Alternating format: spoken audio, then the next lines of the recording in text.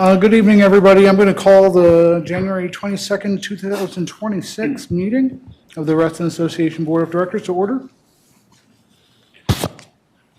Before we get started, just a quick word on how we'll run the meeting. I'll be recognizing speakers so we can keep the discussion organized and focus on the items in front of us. Please keep your comments concise and on topic so we can work our way through the agenda efficiently. There will be designated times for member comment, and we can ask speakers to observe the posted time limits and direct remarks to the board as a whole. Our goal tonight is to have a productive, respectful discussion and to take care of the association's business in a way that reflects Reston's long-term interests. And before we move on, I want to share a few quick community notes. Friends of Reston will be hosting an Evening with Friends, a fundraising dinner and silent auction on February 11th. From 6 to 9 p.m. at Red's Table on South Lakes Drive. This event supports important work on behalf of our community, and every contribution helps move that mission forward. If you're able to attend or contribute, I encourage you to consider doing so. It's also a good moment to recognize that last weekend, the Martin Luther King Day of Service occurred at Reston Association. It was made possible through our partnerships and with more than 70 volunteers who showed up. I was one of those volunteers. I got to play with some old school vector sets and to teach some people how to condition dolls' hair. So that was fun. Their work from assembling snack packs to community cleanup was a meaningful way to honor the legacy of Martin Luther King through community action. Lastly, a brief weather note. Forecasters are monitoring a potential winter storm, that could affect our area this weekend. While the details are still evolving, there will definitely be snow and there will be travel impacts, particularly overnight on Saturday and on untreated roads. RA is monitoring the conditions closely, and I know Peter will provide more information on that during his update about what residents can expect and how the association is preparing. As always, though, everyone please plan ahead and take care if you need to go out. Let's get started on the agenda. Item A. Mr. President. Item B, approval of the January 22nd board meeting agenda. Mr. President, I have a number of changes to the agenda that we discussed last week with Director Flashman and others. Mr. President, I'm going to ask that we go into executive session after item C, member comments. Then we restore follow the rest of the agenda. That item H be indefinitely postponed, that item J be postponed to the February meeting, that item K be postponed to the February meeting, that item M be postponed to the February meeting, and that the staff report on Commerce Metro Center Drive be deferred to the February meeting. I would like to make one addition to that if we could. I'd just like to take item G and move that into the consent calendar. Item D. I'm not going to do that. I have an objection to that. Fair enough. I have something that we have to clean up. We need to renew the advisory committees, which we never did last time. We adopted the resolution, but we never actually voted to renew the committees. Can we make that item P prime? Doesn't matter, wherever. I'm sorry, I did not. That's the advisory committees. We never approved the other advisory committees. Is that all of the advisory committees that were? Yeah. Okay.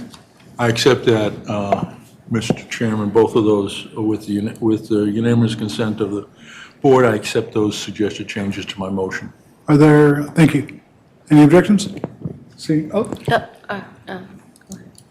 Grishuk? I have no objection to Commerce Metro Center coming back in February, but I don't believe that it is ready to come back in its current state. We haven't followed nearly anything in Land Use Resolution 1.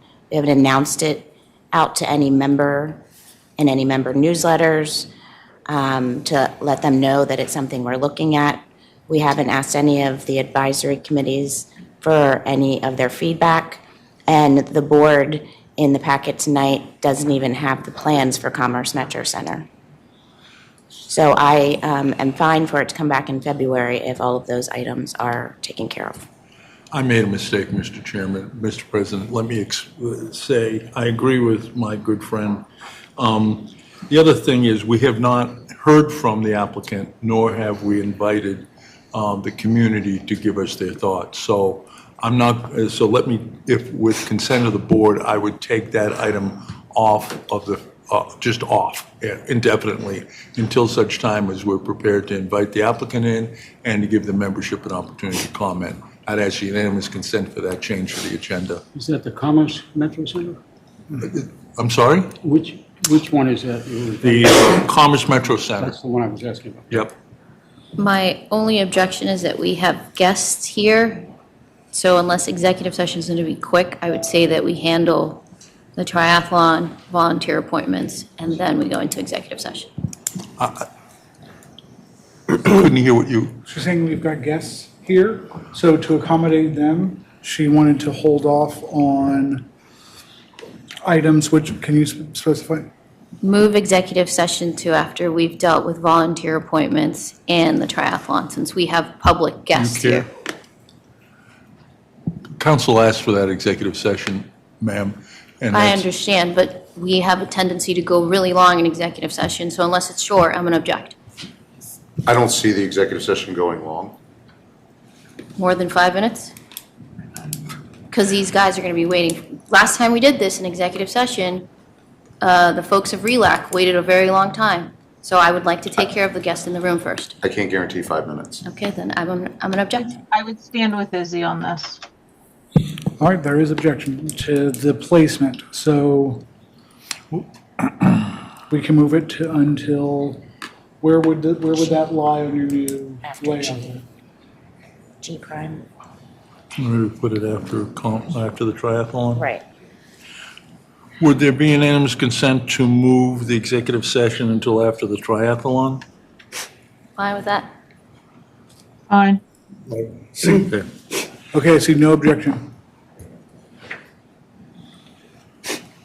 I think that we can approve the agenda now based on your suggested changes. Good. All right, I see no objection to that. Let's move forward. Item C, member comments. Brittany, I turn it to you. Thank you. We have Dave Kerr, who would like to make a member comment. Dave, you've been asked to unmute.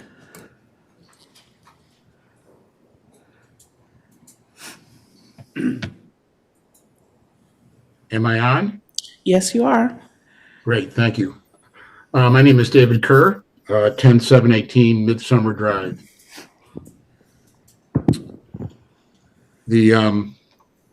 I just want to say a couple things tonight. You have an interview tonight with Karanti Ravi, who is, we're looking forward to putting onto our fiscal committee. And I wanted to put in just a couple words for him.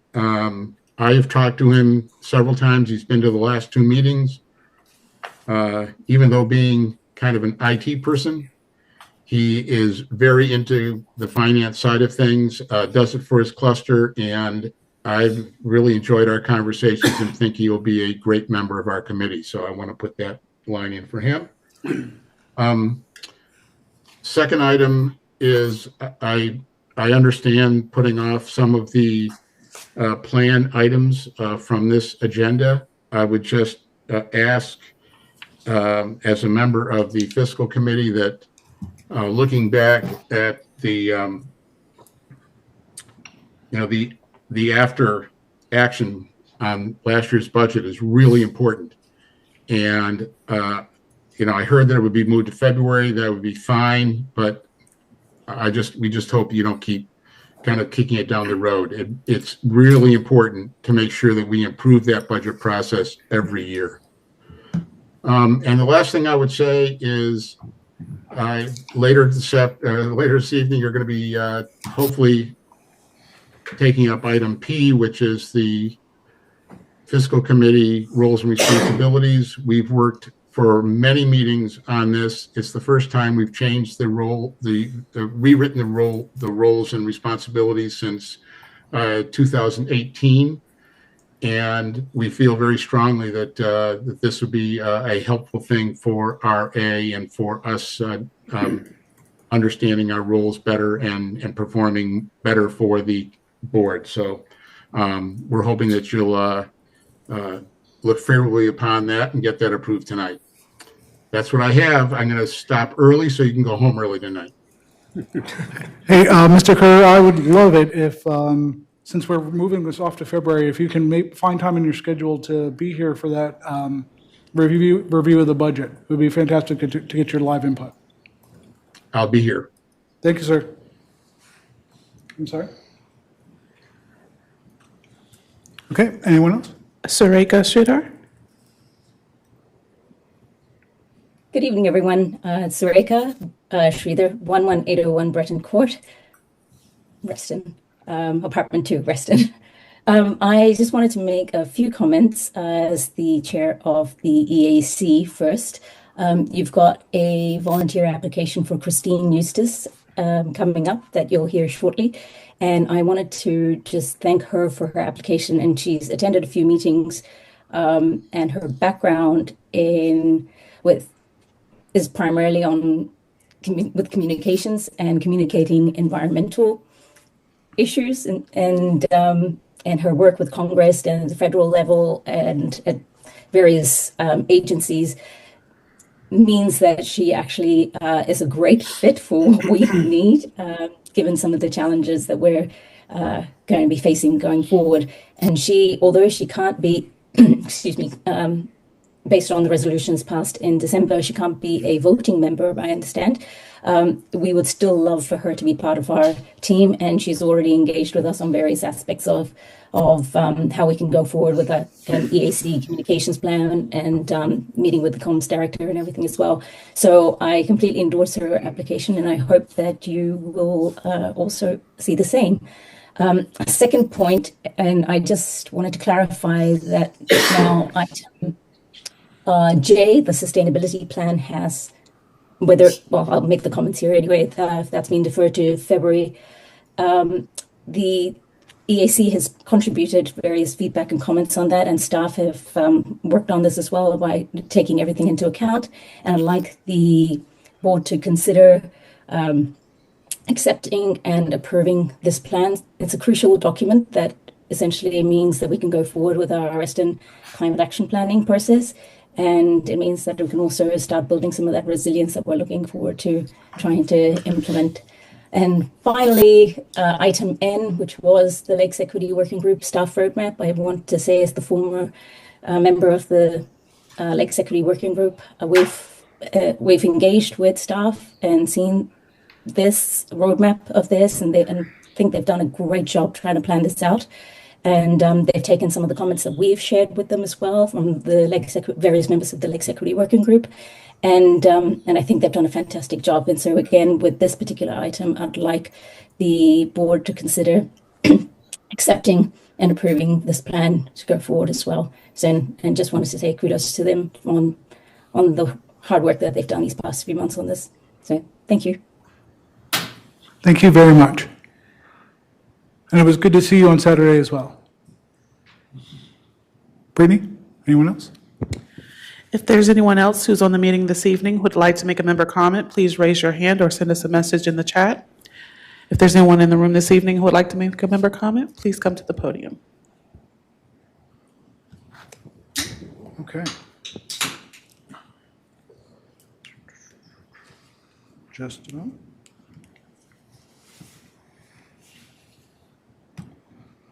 All right. Volunteer interviews. I'm sorry. Yes, thank you. We've got the consent calendar.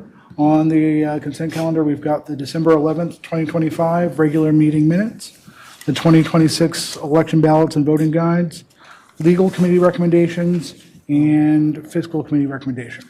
I don't see legal, I see fiscal. Legal. It's letter C under D. Hang on a second. Please note that people's microphones are not on.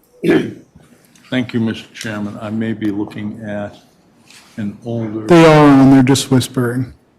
I may be on an older printed agenda. Mr. President, I'm going to object to the legal committee recommendations. Have them put on the, have them put on their regular, have them put on the agenda wherever you see fit. Does it require discussion, deep discussion? I'm just No, he wondering, can- if so, then we'll move into executive session. Because if they're going to be identifiable. It's more procedural. Okay. Then we can move it until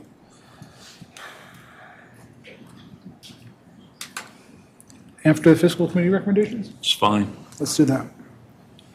It'll be P2. All right. So without objection, can we pass the rest of the consent calendar? Director Juszczyk? I need to vote to abstain. I understand that there were changes to the board meeting minutes, and I have not been able to read them, so I need to abstain. So I need someone to motion, so I can abstain, please.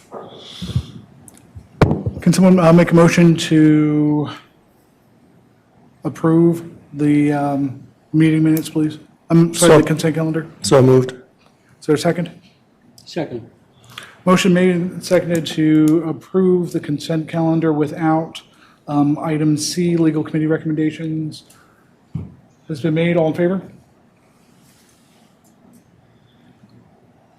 That's 8. I'm sorry, 7. And against? And abstain. Okay.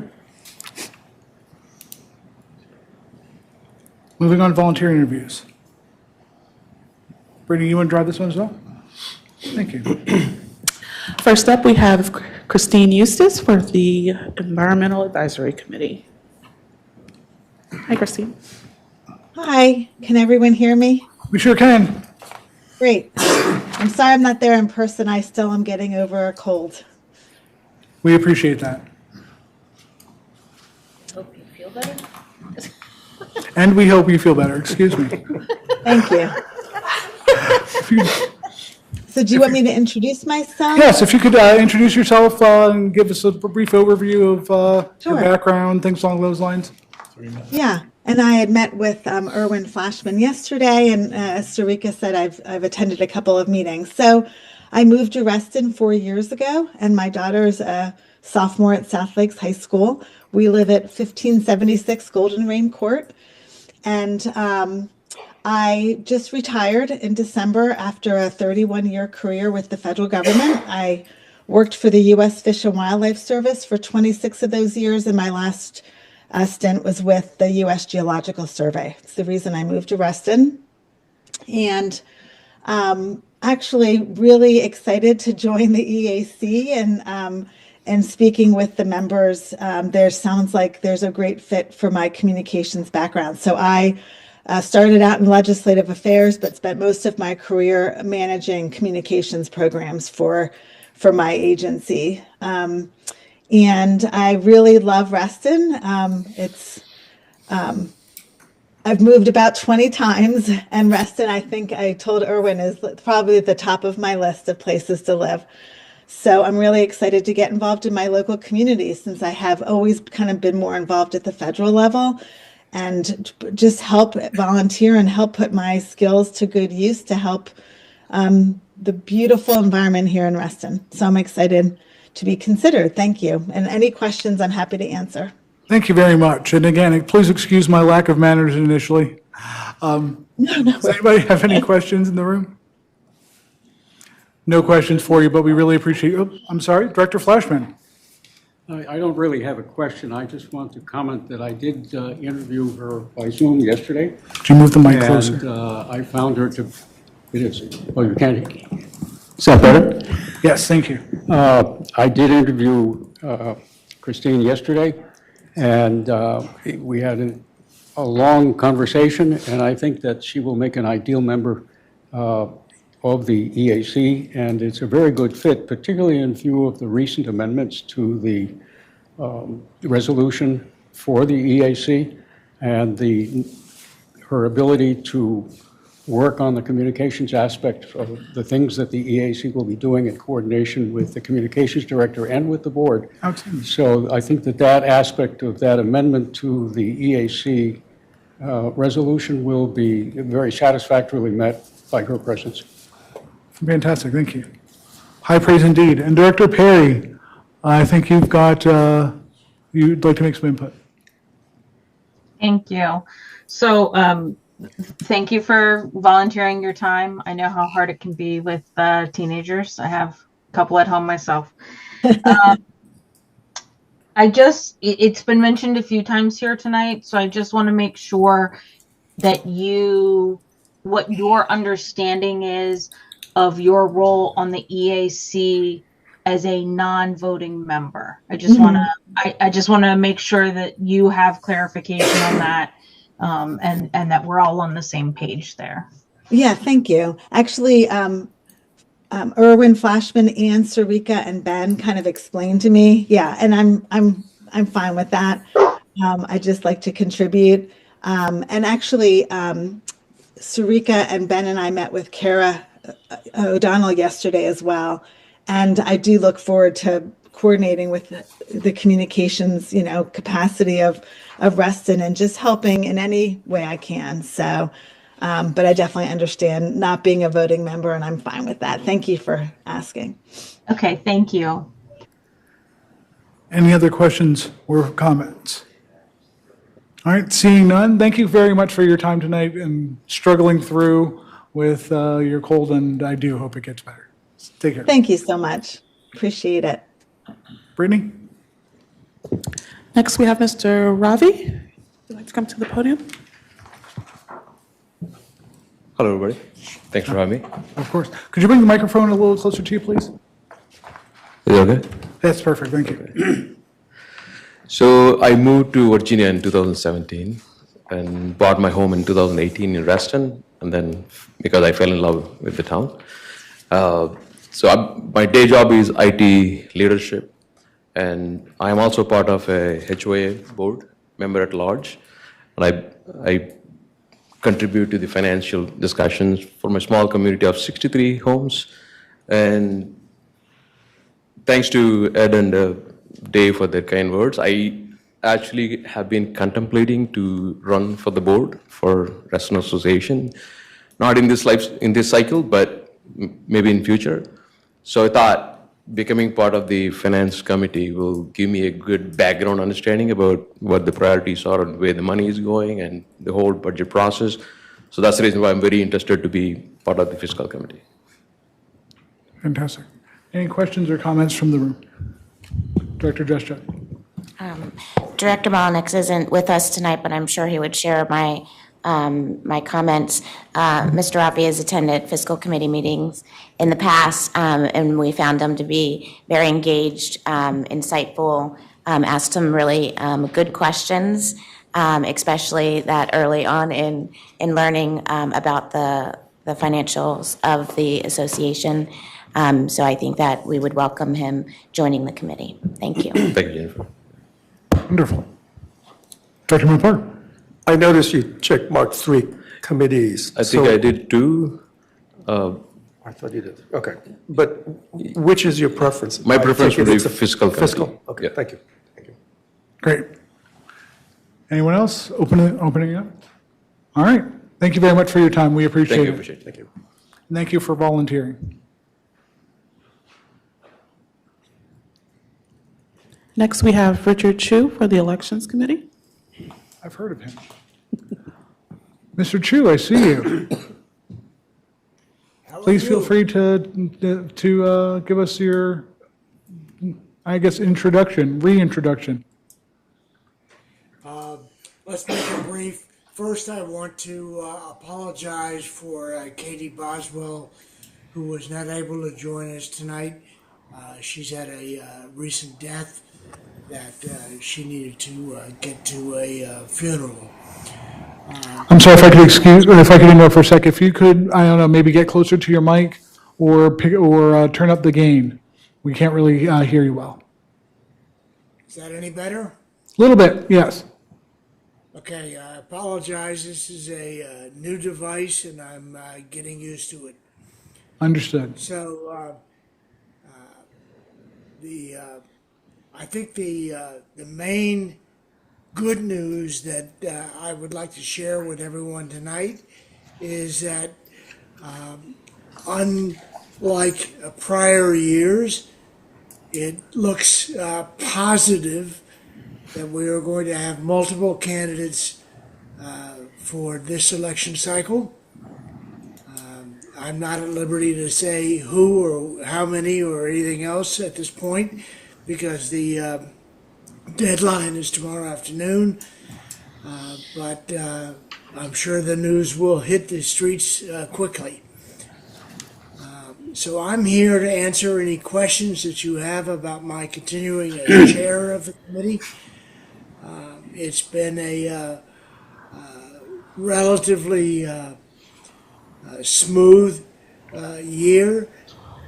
We wrapped up the last election cycle, went right to work on taking care of potential resolutions and some internal procedure changes that we are putting in place and getting everything ready for this election cycle, which starts tomorrow. So if there are any questions about what we're doing, I know you have some stuff to approve tonight, which the comms team and Brittany have worked very hard on, and we've reviewed it and find it quite acceptable. So we're off and running. Great. And Director Flashman. Good evening.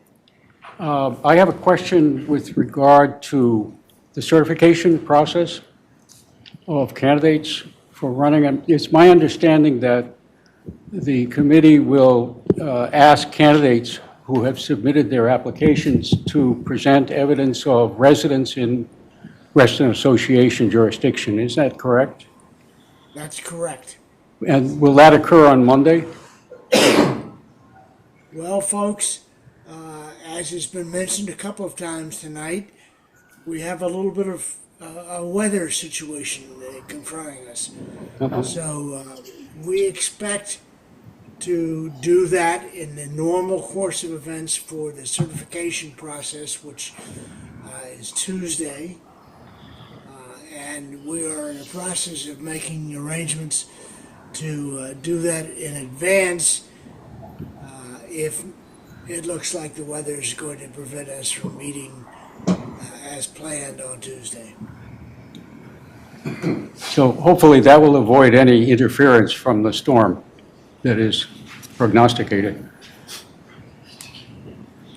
If the Reston Association parking lot is clear, if the roads are clear, then our meeting as scheduled will take place and we will hopefully very quickly certify the candidates. Excellent. Thank you. Dr. Farrell. Mr. Chair, I continue to wish for your good health. Thank you, sir. Are the members of the Board of Directors of Reston Association elected representatives of the people of Reston?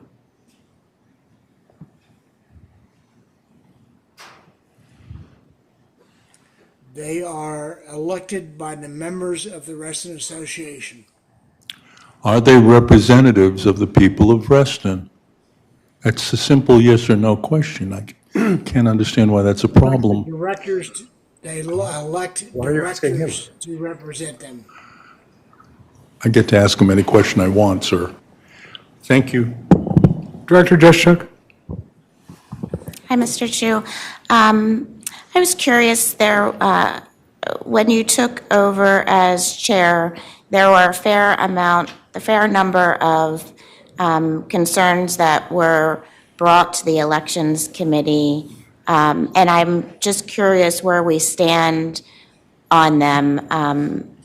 About how many has the elections committee resolved versus how many the elections committee still has to work on to bring back to the board? All of the issues were brought forward to the board for action. Where we were authorized to proceed, we have done so and completed all of that work. There are a number of issues that kind of hang in the background and we could not take care of this election cycle, but we will review them all at the completion of this election cycle and see if any of them need to be brought forward in the same or a different fashion. Thank you. Director Perry, you've got comments or questions? Yes. So thank you, Mr. Chu, for putting yourself out there again. I know that sometimes life can cause issues that get in the way of things. So I appreciate you continuing this past year with the help of your committee and moving forward. I just want to reiterate something that I've stated in the past, and I didn't see any note of it, and I know we'll discuss this a little bit later tonight, but I want to make sure that you as the chair are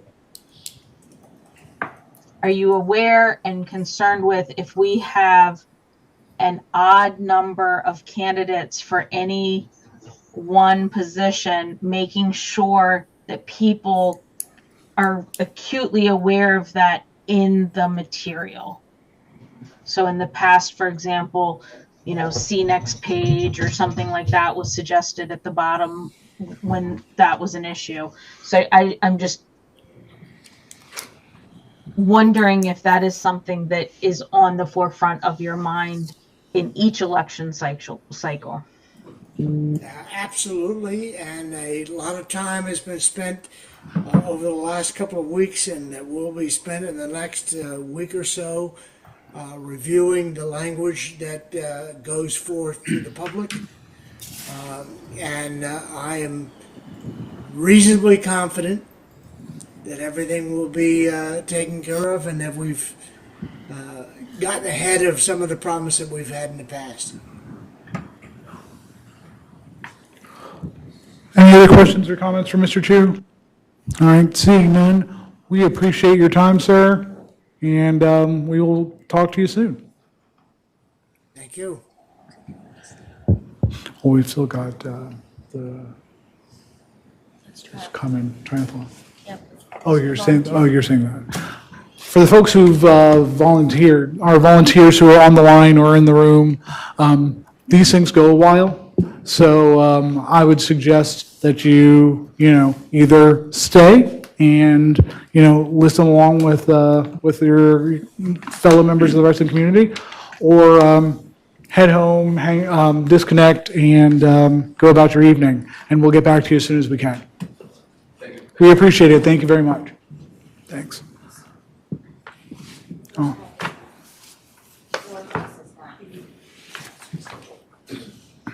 Okay. So moving on to the next item, the common area use for CEO update.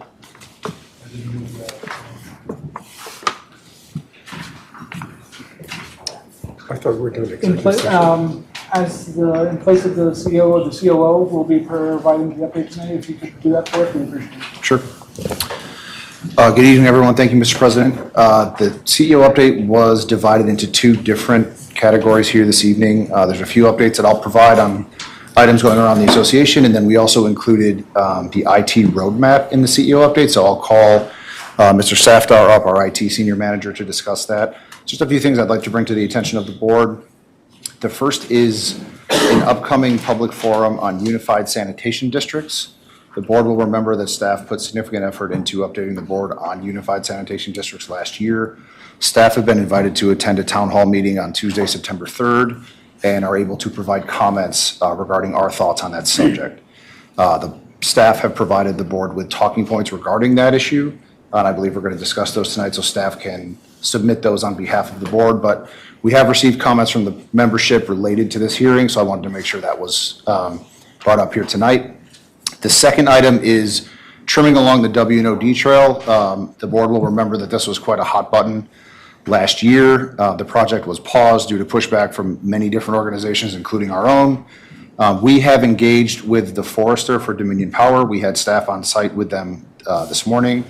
We have reviewed the trees that are proposed to come down that are in the Dominion easement on RA property. Staff are not concerned with the amount or the size of the trees. If you remember when this issue was first brought up, the term clear cutting was used quite often. Dominion has seemed to move off of that position, and we are now in a place where they are removing what they're calling hazardous trees.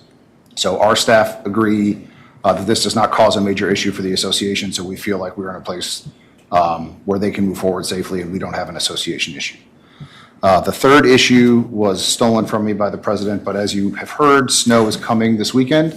Somewhere between 2 and 20 inches of snow is coming. So we have, our staff are prepared, our equipment is ready.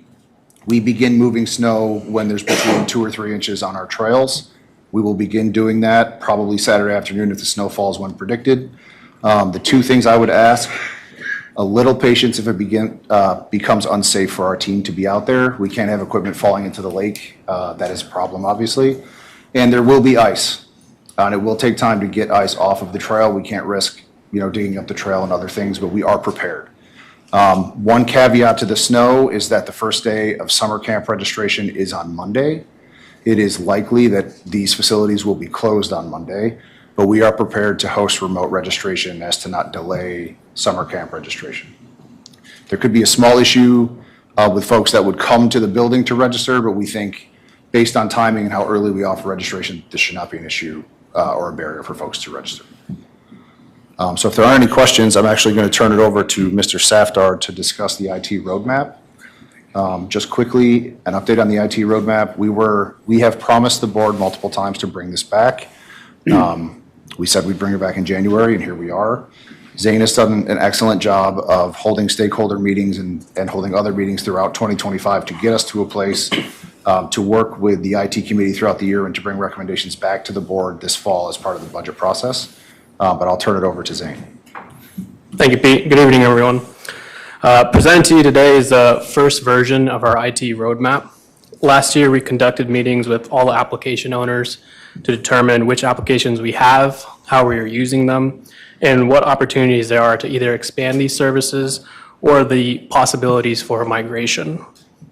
Through evaluating the current applications, it was determined that we have two options to achieve single sign-on.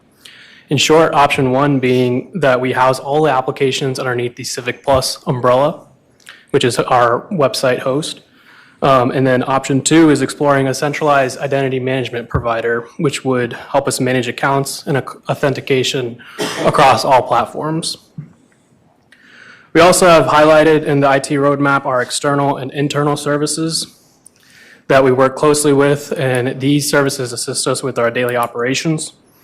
So in short, this roadmap is intended to showcase the work that has been done thus far and provide insight into some of the opportunities that we have moving forward. The next steps, we'll be engaging with the IT committee on the roadmap throughout this year, starting in February, and we'll get back to the board with budget recommendations coming this fall. We would like to request that the board also works with the IT committee and to provide feedback and guidance on how to proceed. So at this time, I'll open the floor for any feedback or any questions regarding the video presentation. Director Perry, you had your hand up first. You get the first go.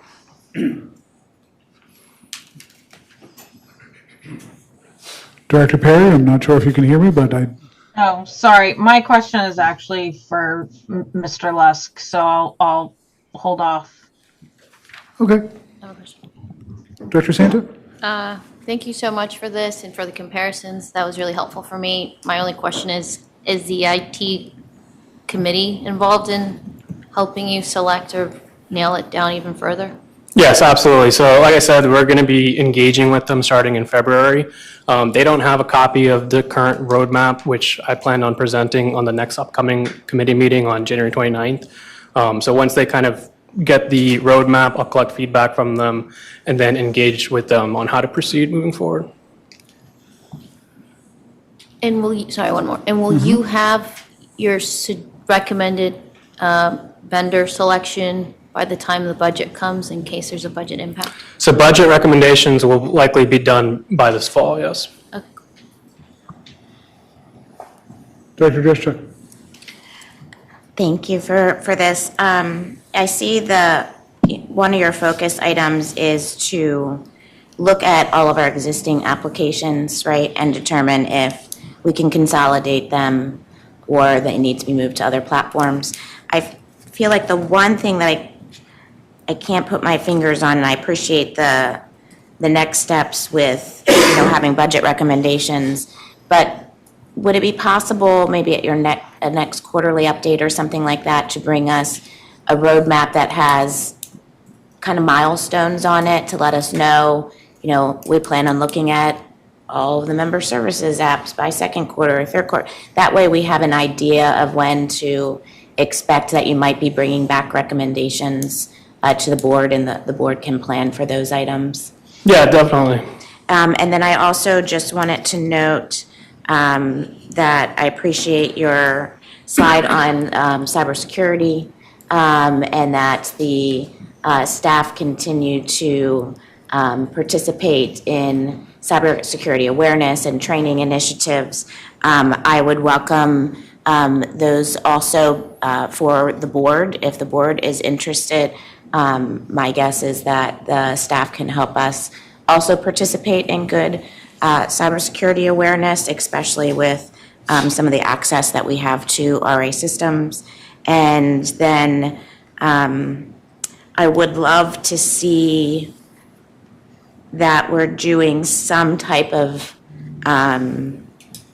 outside penetration testing or something that, has a report card that comes with it that says, here's some of the things that we can do better. I thought that was included in part of the budget, but I didn't see it in the slide, so I wanted to see if we were doing that this year. So it is included in the slide. We are planning on doing internal and external pen test, and that's kind of referring to what you said with outside person coming in and looking at our environment. After that, we also plan to do a remediation test. So once we conclude the internal and external pen testing, after the solutions have been made, we're going to do a remediation test to make sure that everything that we've been doing or have done is kind of up to par. So are you going, again, I'm kind of trying to get an idea of when some of these things will be done throughout the year. Do you have any idea when you'll be scheduling that, like what quarter you might schedule it? Or could you bring, like I said, bring us back something that gives me an idea of when we might see some of these things done? Yeah, absolutely. So we're working on selecting a vendor, and then once we kind of finalize the vendor selection, and then we'll kind of have a better idea of what the timeline looks like. Okay, perfect. Thank you. And then I also had another question, not related to the IT one, but I know Director Perry has one as well, so I'll yield to her for now. Thank you. Director Perry. Yes, thank you. Bear with me a moment because my brain is very short time slots at the moment. Mr. Lusk, I know that we have a wonderful communications team currently, and they do a great job. I would like to encourage that staff to assist with getting information out about our snow removal, ice removal, what that looks like, who to contact if you're concerned we've forgotten about you, whatever that case may be. As I'm sure you're well aware, on social media, there's usually the comments that RA has not done their job, and I want to make sure that we're explaining to people what that looks like, because it is not a simple just go out and take the snowblower to it type of thing. So that would be one. And then the second, you mentioned that camp registration opens on Monday. And of course, there are people who could be affected that come in, in person for various reasons. I would hope that, we would take that into consideration. I would hate for those people who need to come in due to language barrier, due to power being out, due to not having the technology to be able to do it online, those types of things. Perhaps our scholarship families, for them to get waitlisted out of a camp because they had basically not a fair advantage when registering. So I would like for you all to take that into account when you're accepting those online registrations on Monday, because I do worry that sometimes people that have that access to technology may have an unfair advantage at times. Two That great was all. two great points, Director Perry. So on the first, we are running snow information. I should have mentioned this the first time around. We are running snow information in RA News tomorrow morning. So folks will see our steps, how we handle. There's a video on how we do snow removal, also a phone number on how to contact us. Thank you for reminding me of that. On the second point, the Recreation Director and I had a very poignant conversation earlier today about should we move registration because of the impending weather for all of the concerns that Director Perry just raised. We do not feel, because of the way our registration works, because we start so early, that the demand should fill up before we have an opportunity to serve everyone in the community. Should that be a problem, we will find a solution. I share your feelings on that topic. So thank you for bringing that up, but I feel like we're in a good place.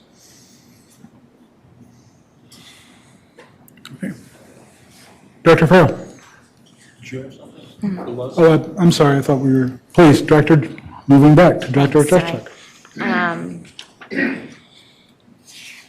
So,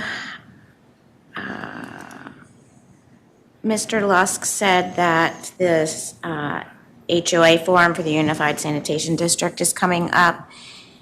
And did you say that there were comments that the board needed to approve? Did I miss them?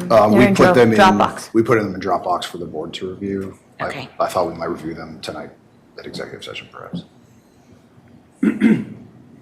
Is that an executive session topic?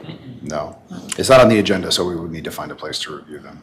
Well, And it the wasn't good news Dropbox. is it's in the update, so I think that we could do it during this and not probably be out of, so I have not seen them, I apologize, I missed them, but I am supportive of, the board has taken some positions on this topic in the past, and so I would be supportive of the board moving some type of comments forward for that.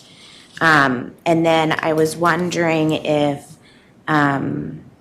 you could pass on to Mr. Cummins and also Director President Johnson.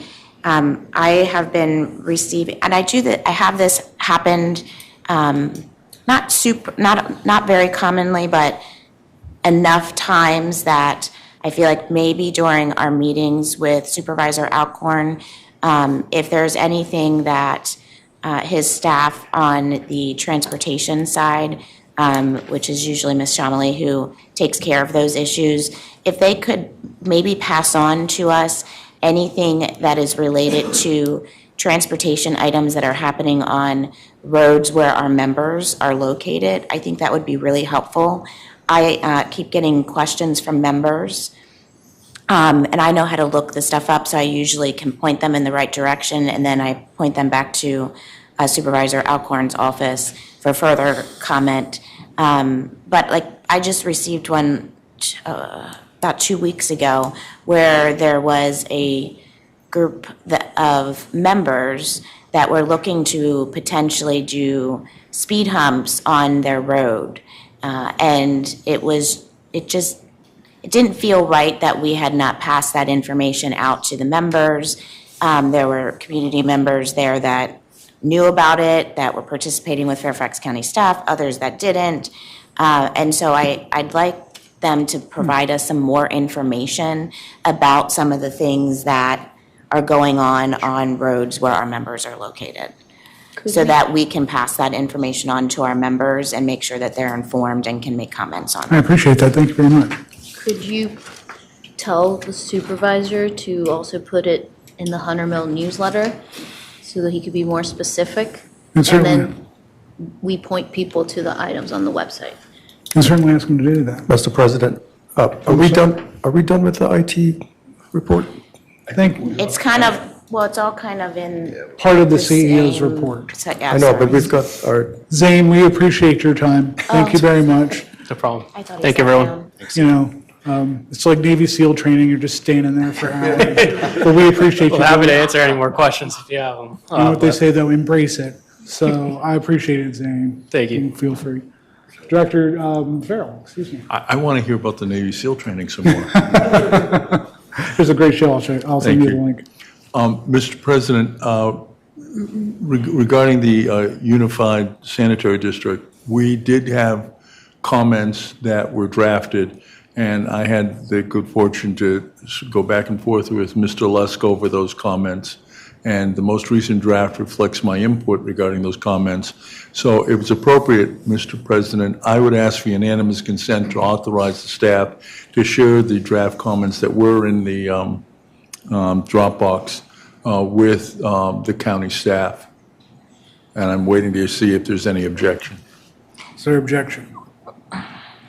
I don't want to object to them, but I didn't know they were there, so I have not reviewed them. I would also ask, did it go out to the members? Was it part of the packet for the members to see? Was not. Okay, then, I'm sorry, I object. I was don't- just about to say, I was going to object. I and don't ask feel for a comfortable motion. with that. I move, I so move. Second. Motion is made and seconded to share the comments on the Unified Sanitary District. To direct to the- staff to share, Yes. present the comments. Indeed. Thank you. Is there a second? I already did, second. All right, thank you. All in favor?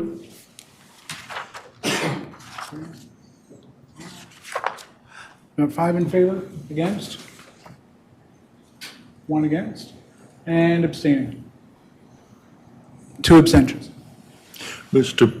President, on that issue, unlike many of these public forums that are held by the county, this public forum is not really a public forum.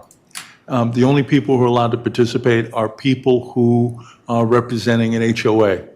So our staff represents RA, but we have 100, I'm looking at Mr. Adams, 120 clusters? 140 clusters. And condos?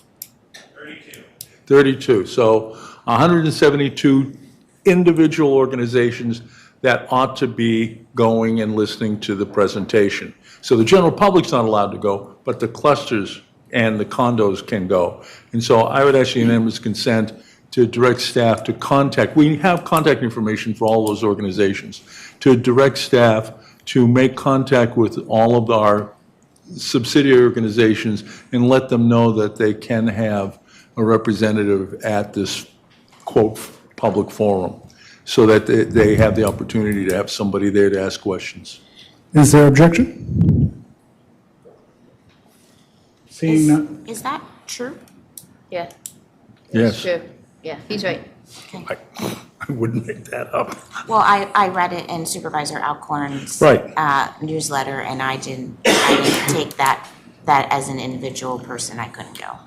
It's to clusters. Oh, it says 1 person per homeowner or civic association may Right. join. Right. Okay, so just to make sure that we're clear for the members and not, so if you're part of a cluster, you can send 1 representative. If you are not part of a cluster but are in Reston, you can send somebody from your household. Well, we're talking about having staff directly contact the clusters and the condos. No, and I'm not objecting to the the motion. I'm but sorry, are you not as- objecting to it? Because this way we can just get through the But- motion quickly. But part of the comments were that only one person, that individuals could not go, and I don't want misinformation out to our members. I'm going to amend the motion to just simply say we direct staff to contact individuals and HOAs. We have a newsletter, we have Cluster Connect, and you guys can inform all parties. That's my motion. And then that addresses everyone's concern. So you're asking for unanimous consent to override the motion that's currently on the There are floor? 4,000, Mr. President, I'm going to object. There are 4,000 individual households that are single-family detached homes versus 170 clusters. And I don't know that I agree with the reading of the announcement. That's not here or there. I want to make sure that our clusters are aware and our condominiums are aware that they should be sending someone to participate because it impacts how they provide trash removal service to their people. I would like to wrap up the motion we've got on the floor for unanimous consent. Does I'll anyone? second Izzy's motion. Thank you. Okay, so we have a new motion on the floor. Yeah, I had seconded it. Oh, you did? Okay. Okay, it's very seconded. All right. Second motion, the replacement amend. motion was seconded? Yes. Yes. By two people. So we're good to By vote. 2 people. Any comments or questions about Izzy's motion, Director Dreschuk? The reason I support the motion is because the board, several months ago, decided that in our communications plan, that we were comfortable with staff reaching out via email. And this is a very good example of getting information out there that's targeted to the appropriate people that it would affect. Thanks. All right. Further comments or questions? Discussion? All right, all in favor? 6 in favor? Oh, sorry, 7. Against? Abstaining. 701. Finishing the question to Mr. Lusk, it's my understanding that it's been like 7 years since we closed RA's offices, and since we've had substantial precipitation. Am I right in that our offices are open if the county offices are open? And if county offices close, then our offices are closed? That's correct. When we updated the staff handbook, when the board voted in December, that is the policy we follow Fairfax County. Okay. Is it possible that that information can be shared in the newsletter that goes out tomorrow? It will be shared in the newsletter tomorrow, yes. Thank you. All right.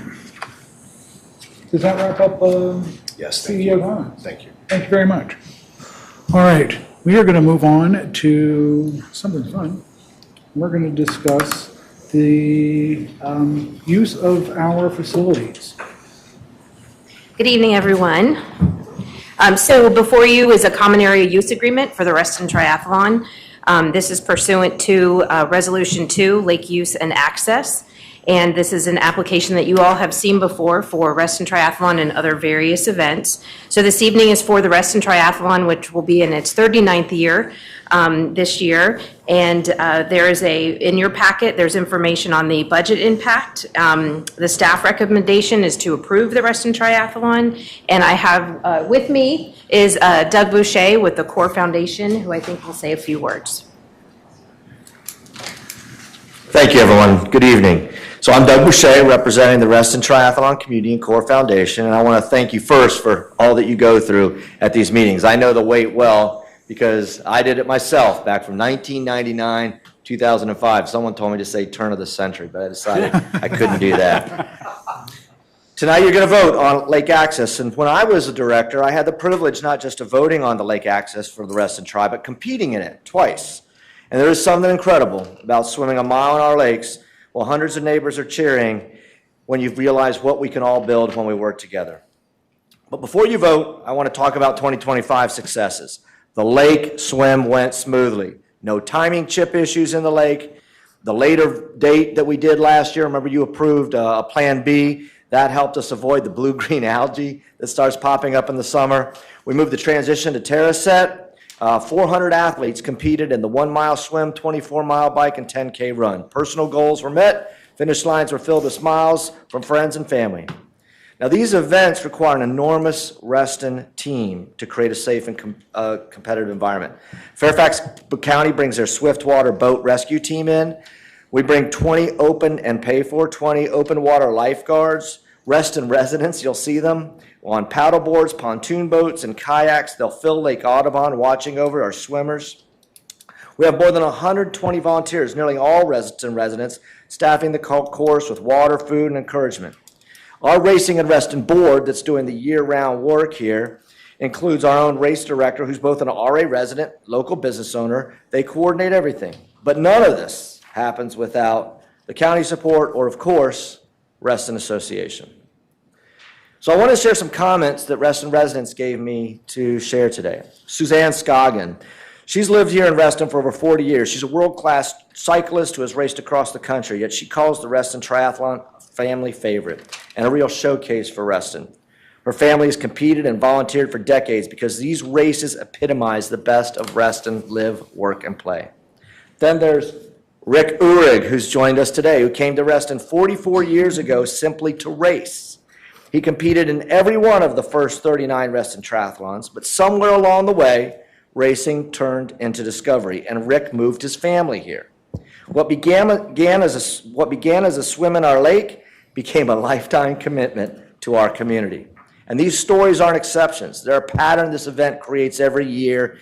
Marriage proposals at finish lines, new friendships formed while volunteering, our kids witnessing a community unite for 5 hours on a Sunday morning to make something really special happen.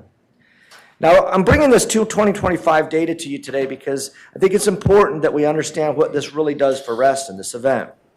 Global triathlon participation has reached its highest point since before the pandemic. But here's the number I want you to look at.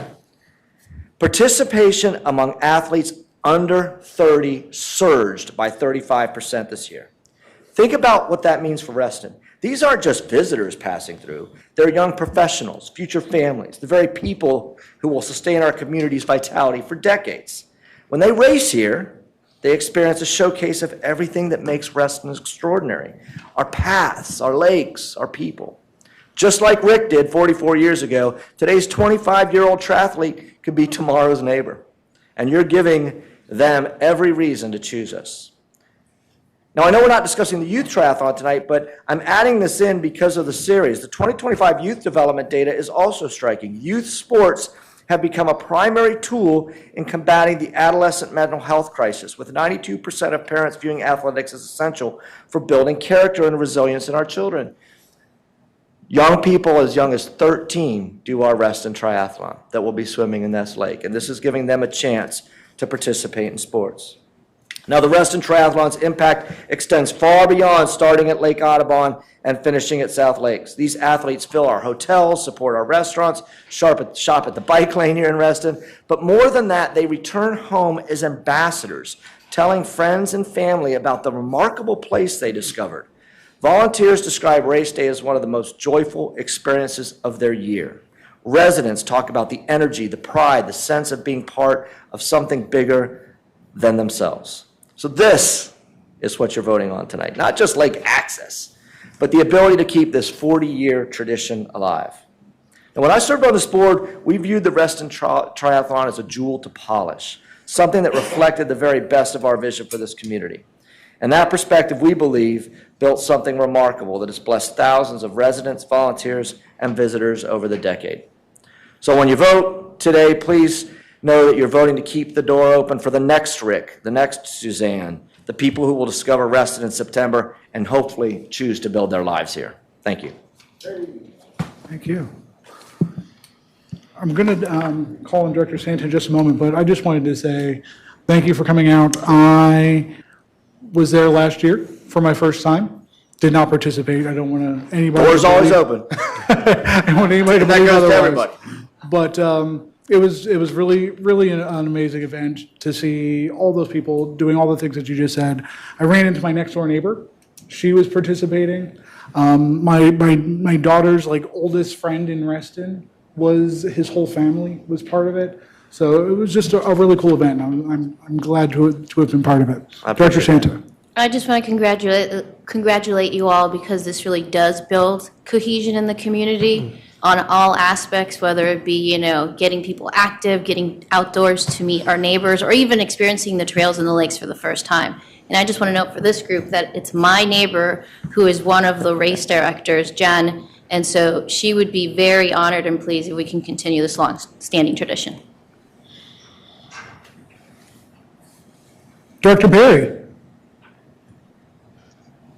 I move to approve the 2026 Reston Triathlon, subject to a mutually agreed upon. She can make a motion, you can ask your questions. Then. Go ahead, Director Perry. I'm sorry, I was making the motion. Am I supposedly out of order? No, ma'am. You are perfectly in order. Please continue. Thank you. I'll pull it back up. Give me a second. I move to approve the 2026 Reston Triathlon, subject to a mutually agreed upon agreement, though I'm not in love with that specific language. Second. Second. Motion is made and seconded. Now it's time for comments and questions. I Director have Perry. questions for the applicant. You mentioned to us that we had 400 participants. Correct. Of those 400 participants, how many live in Reston? About 25% of them, so about 100. About 100? Okay. And of that, the people who participate pay an entry fee? Correct. Okay. And there are then net proceeds? That's correct. And how are those net proceeds used? So this race, well, there's $1,248 that were the net proceeds for this last race. I mean, police. $448? $1,248. $1,200. So all the net proceeds from all races go to support the nonprofit Core Foundation. It's a 20-year-old nonprofit. For the Reston Tri, there's not much net because of all of the safety issues. It's a much bigger race. For the youth triathlon, for example, we lose $5,000, and I say lose. It's all an investment in the community. But that's where we're at with regards to when you take all the expenses away, minus the registrations, plus any sponsorships that we get, it's $1,248. And what's the entry fee? I think it just went up. My race director's not here. I think it's around $120 maybe. It's more than 100, less than 200. It's more than, Rick said, it's more than 100, less than 200. It's online if you go to racinginreston.org. In fact, I encourage people to go to racinginreston.org, and you'll see the registration fee. And there is a provision here that there'll be a payment towards the association to...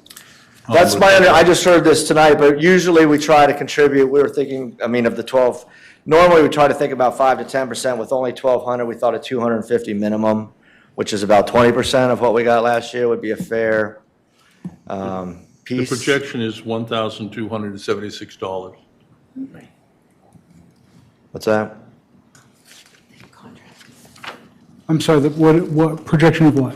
Of the payment that the association will receive. I'm looking on page 2. Oh, but that includes the lifeguards. That's right. This was an additional Friends of Reston contribution. We already pay this other stuff. The 1,276 is... The lifeguards, probably, the 160 pathway fee and parking lot fee is new to me, but I would put that in the 225. That's all I have. Thank you.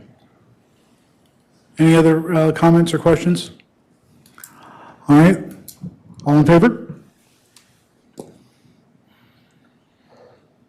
7 in favor? Against? And abstaining? It's 701. The motion passes. Thank you all for all you do. Thank you. Well done, thank you. Thank you. And with that, we go to executive session. But prior to executive session, I would like us to take a 10-minute break. Yes, thank So come back at 7:50 for executive session. Perfect.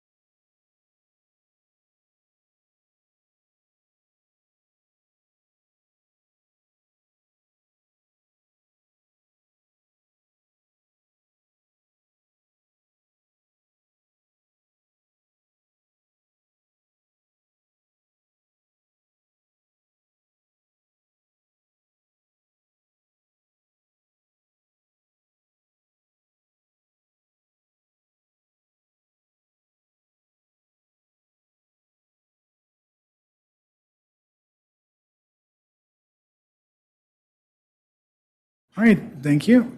We are back from our break, and I Mr. think we have a President. motion.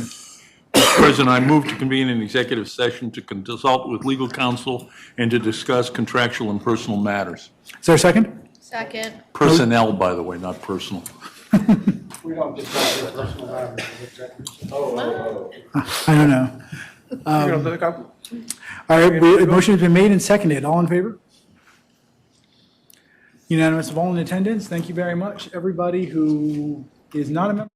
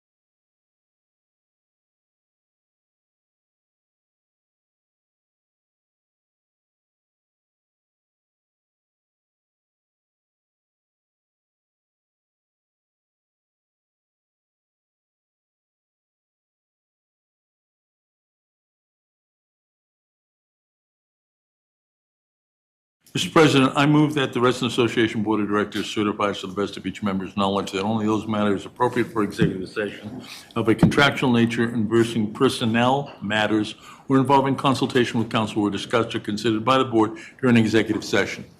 Second. Motion is made and seconded. Discussion. All in favor? Unanimous.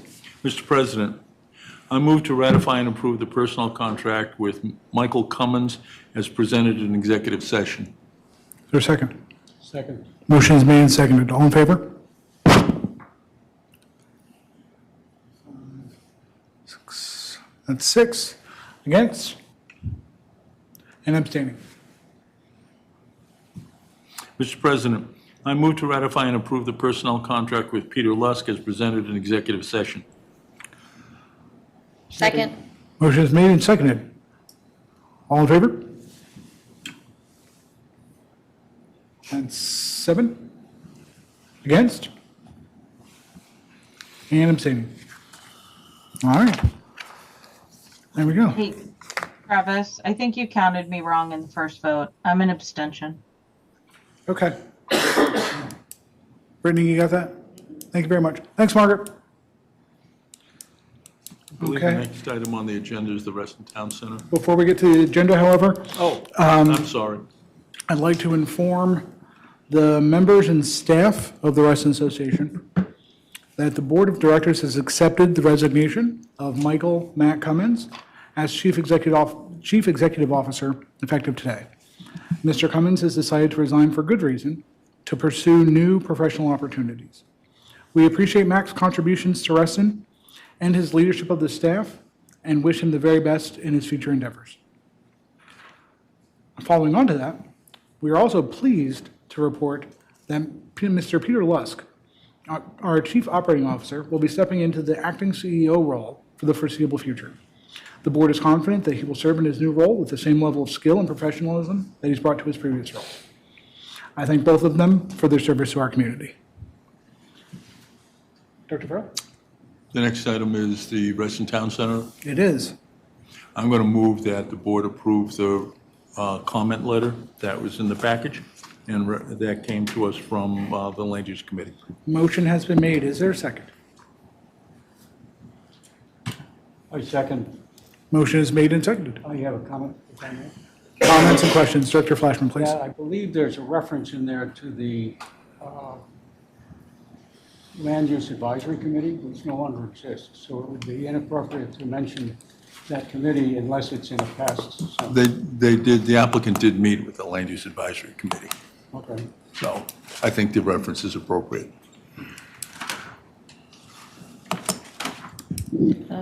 Discussion? Please. I would like to see some changes to the letter, but I am in favor of producing a letter. From my standpoint, some of the items mentioned here are part of the comprehensive plan, and I understand that, and that is for the county to follow, but Reston Association as an entity, I don't feel comfortable suggesting item 1, item 5, Item 6 is the one that makes reference. Item 6 should commit to revisiting. I agree with Irwin, it should be removed. Item 9 and item 12. So I guess I am seeking to amend a motion to amend the motion to be, I would like staff to come back with a draft that reflects what I just said, which is, if others agree, the removal of 1, 5, 6, 9, and 12. Second. Motion is made and seconded. Discussion? Mr. President, I don't know, first of all, when is this up? When is this up for the Planning Commission? So this is supposed to go to Planning Commission in May. In May. I'm going to oppose the amendment. The items that were called out were in RA's recommendation for the master plan. this board approved changes to the master plan. And many, if not all of those changes were adopted by the Planning Commission. But having been part of RA's master plan recommendations, they are RA positions. And so to remove them is to back off positions that RA took during the master plan deliberations. And it would be inappropriate for us to remove them because it would be a signal that what we said when the master plan was being considered doesn't apply anymore. The board took those positions, and they are RA policy. And so if somebody wants to change RA policy, there can be a conversation about RA policy, but the RA policies on each of those points is already established. And so I'll oppose the motion because it's backtracking. Director Lanza. I'd like to ask a question, as I wasn't part of the master planning process. Did we specifically request or,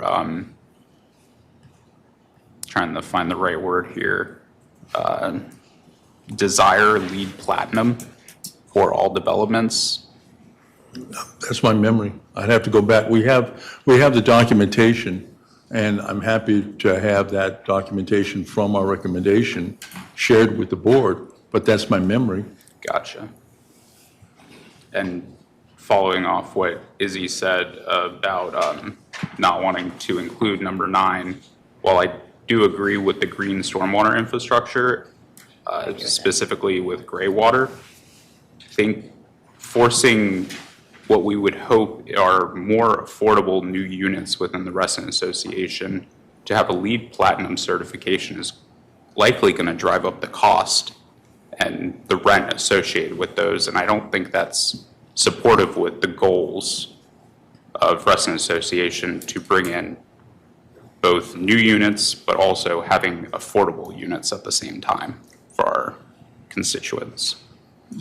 Mr. President, I would just encourage, and maybe the thing to do is to defer this to February because it sounds like we have time, and ask the board to send out, ask the staff to send out to the board the recommended changes that we made, that this board adopted for changes to the comprehensive plan, and see if that, I've heard the motion, the amended motion for the first time tonight, and I would have been happy to walk any of the directors through these recommendations and compare them to the position we took regarding the master plan.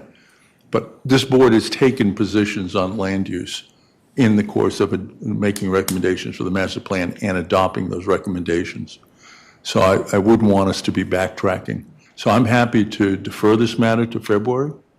I'd ask unanimous consent to defer to February and ask the board, ask the staff to get the RA comments on the master plan to each of the board members so we can see how this letter comports to those comments. We do have a motion on the table that has been made and seconded. I'm asking for unanimous consent to defer that. To defer this motion per To defer Director that Santa's motion. I second. Well, he's asking for unanimous consent, so is there objection to deferring this motion until February? I see none. Okay. And if I could offer, I'm happy to have a conversation with Director Santa regarding the items that she had a concern about between now and then. And I would encourage her to do that. I would just like to make one comment. Sure. You should read item 6 because it does refer in the present, actually in the future, to the Land Use Advisory Committee. It says the applicant should commit to revisiting the Land Use Advisory Committee and DRB for each phase of the rezoning process. Well, they have to come back to the DRB. So I have no problem with the DRB. It's coming back to a non-existing committee. Mr. President, that's an edit that makes sense. Fair enough. So it should be a resident association board. Right. For the motion that's on the table, Were there objections? Did you have an objection, Director Fleshman? Okay. Okay. We're good. Okay. Thank you, Can I ask- Natalie. Can I ask Appreciate a question? When we vote on this next, we will also be adopting the edits to the proffer. That is the intent, correct? Correct. Okay, just making sure. And again, if a member of the board has a question about the edits to the proffers that were proposed by the Land Use Committee, I'm happy to have a conversation, but that is standard procedure for land use committees across the county to propose red lines, to propose proffers. All right. Right, Michael? We are done with this item. Mr. Lanza agrees with me.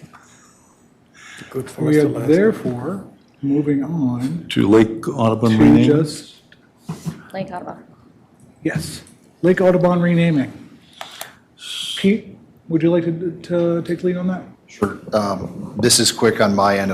I'm sure there's others that want to comment on this. So this has been kicked around a few times in my time here.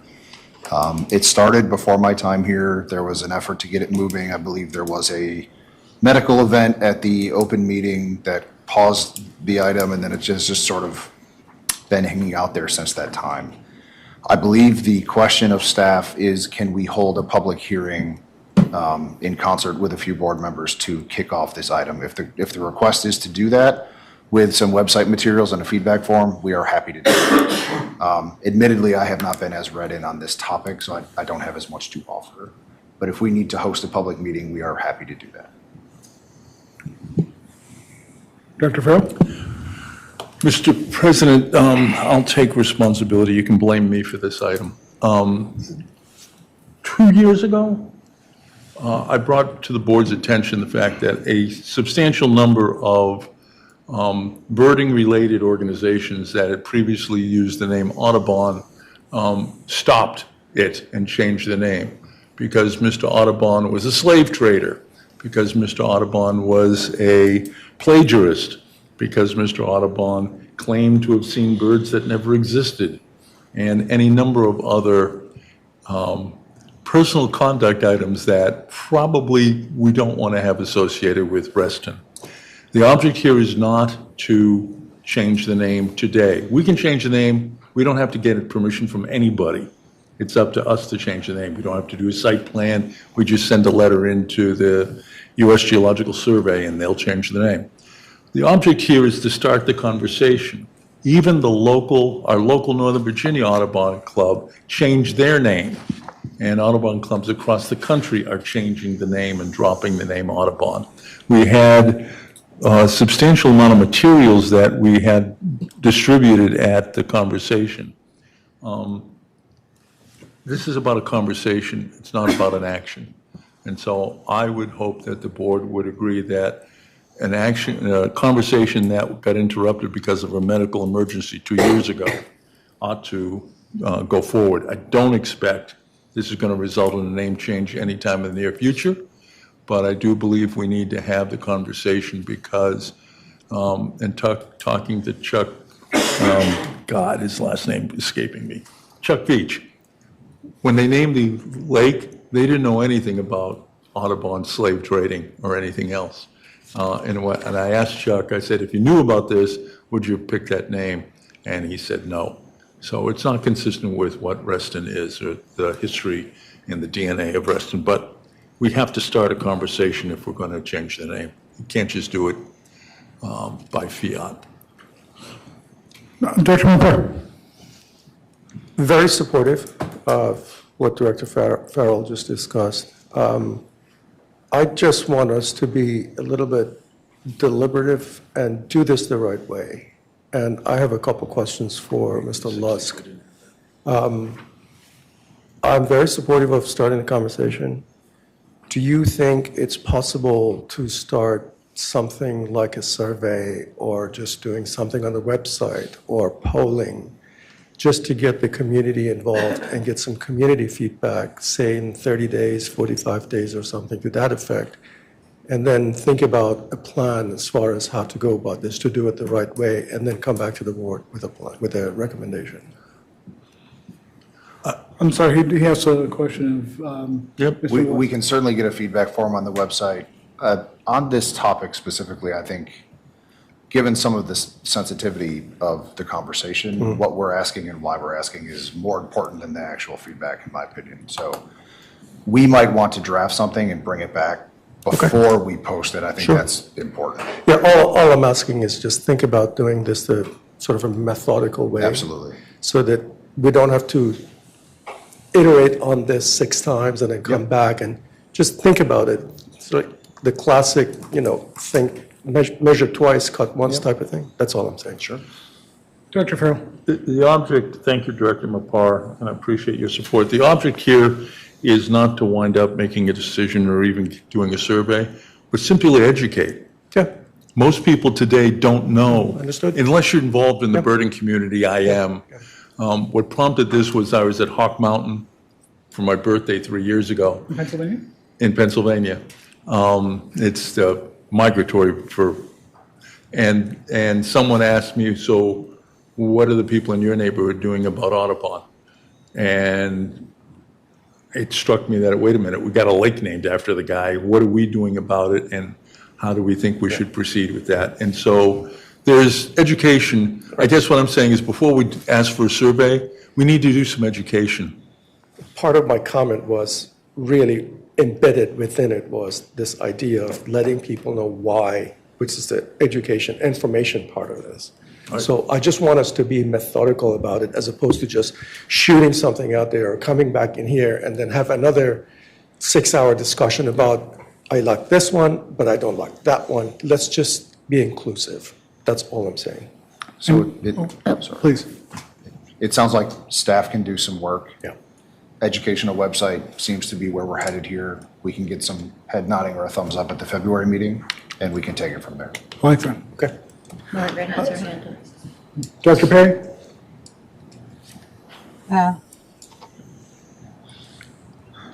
Thank you. I did the thing to try and get someone's attention. I appreciate that.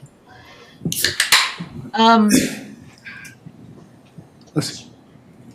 not against name changes per se, right? I was all for confirming whether Shadowwood should be renamed. Shadowwood Pool. But I do think it needs to be community-led, not, I think it needs to be community-led. I think that staff has brought forth to us a very good starting point of a conversation of if we choose to change names or consider changing names, let's have a basic outline for what that looks like no matter what the location is. I would suggest that there are many people in our community who have no idea the relationship between Lake Audubon and Audubon the birder. That would be my guess. Again, that would be a wonderful poll. But I also don't want to spend the association's time and money on something that won't ultimately matter. My examples would be National Airport and BWI Airport, which have been BWI and National Airport my entire life. As you all may recall, at some point, Congress decided to spend a lot of money renaming both of those airports, and I don't know anyone that doesn't call them BWI Airport or National Airport. So I think, this is something that is not urgent. It will cost money. It is not, just send in a document and be done. There are things that would have to be fixed, changed, associated costs. And so I would prefer to start with staff's recommendation of looking at an outline of what does any name change within the association look like, potential costs, potential pitfalls, potential hurdles, and start there. I have a question, actually. Is there a documented process for renaming facilities? There isn't. Okay. This is part of the issue. Did we not use one that we followed with regard to the possible renaming of Shadowwood Pool? When we did the Shadowwood renaming, I believe Kara pulled a survey together that we put on the website. We did the same for Hunter's Woods, Ballfield Meadow. We just sort of decided. Being a process person, this is my fault. I put this in the document that we should have a process for this. It seems to keep coming up, and maybe we should just have a way of doing it. Well, it may be worth looking at those past processes that were used to see how much may be applicable to this. Sure. And to any name change. Director Dreschuk. I was going to also bring up the process piece. We have also had individual RA members say, my relative did great things for the Reston Association community. Can I have something named after them? So I do think that we need a process, and that way we're not discussing the survey better as we just need to have a process. But I support moving this one forward. I think that the meeting that we had at Lake House before the unfortunate emergency that occurred there was a well-attended member event, and there was education materials, there was dialogue among members, and then unfortunately that emergency event happened. We have a motion that says we're going to do this. We promised that night when we ended the meeting abruptly that we would call another meeting. So I feel on this one, we have already told the members we would, so we need to continue on that process and at least have the follow-up meeting that got canceled. Director Lanza. I motion to direct staff to bring the board a draft procedure for renaming facilities at a time decided by the acting CEO that is appropriate for the given workload. Second. Motion is made and seconded. Discussion? Please. Is it your intention? Is it the maker of the motion? Yeah, thank you. Is it your intention, Director Lanza, that we take no further action on Lake Audubon until we have a procedure? I mean, we already started the process.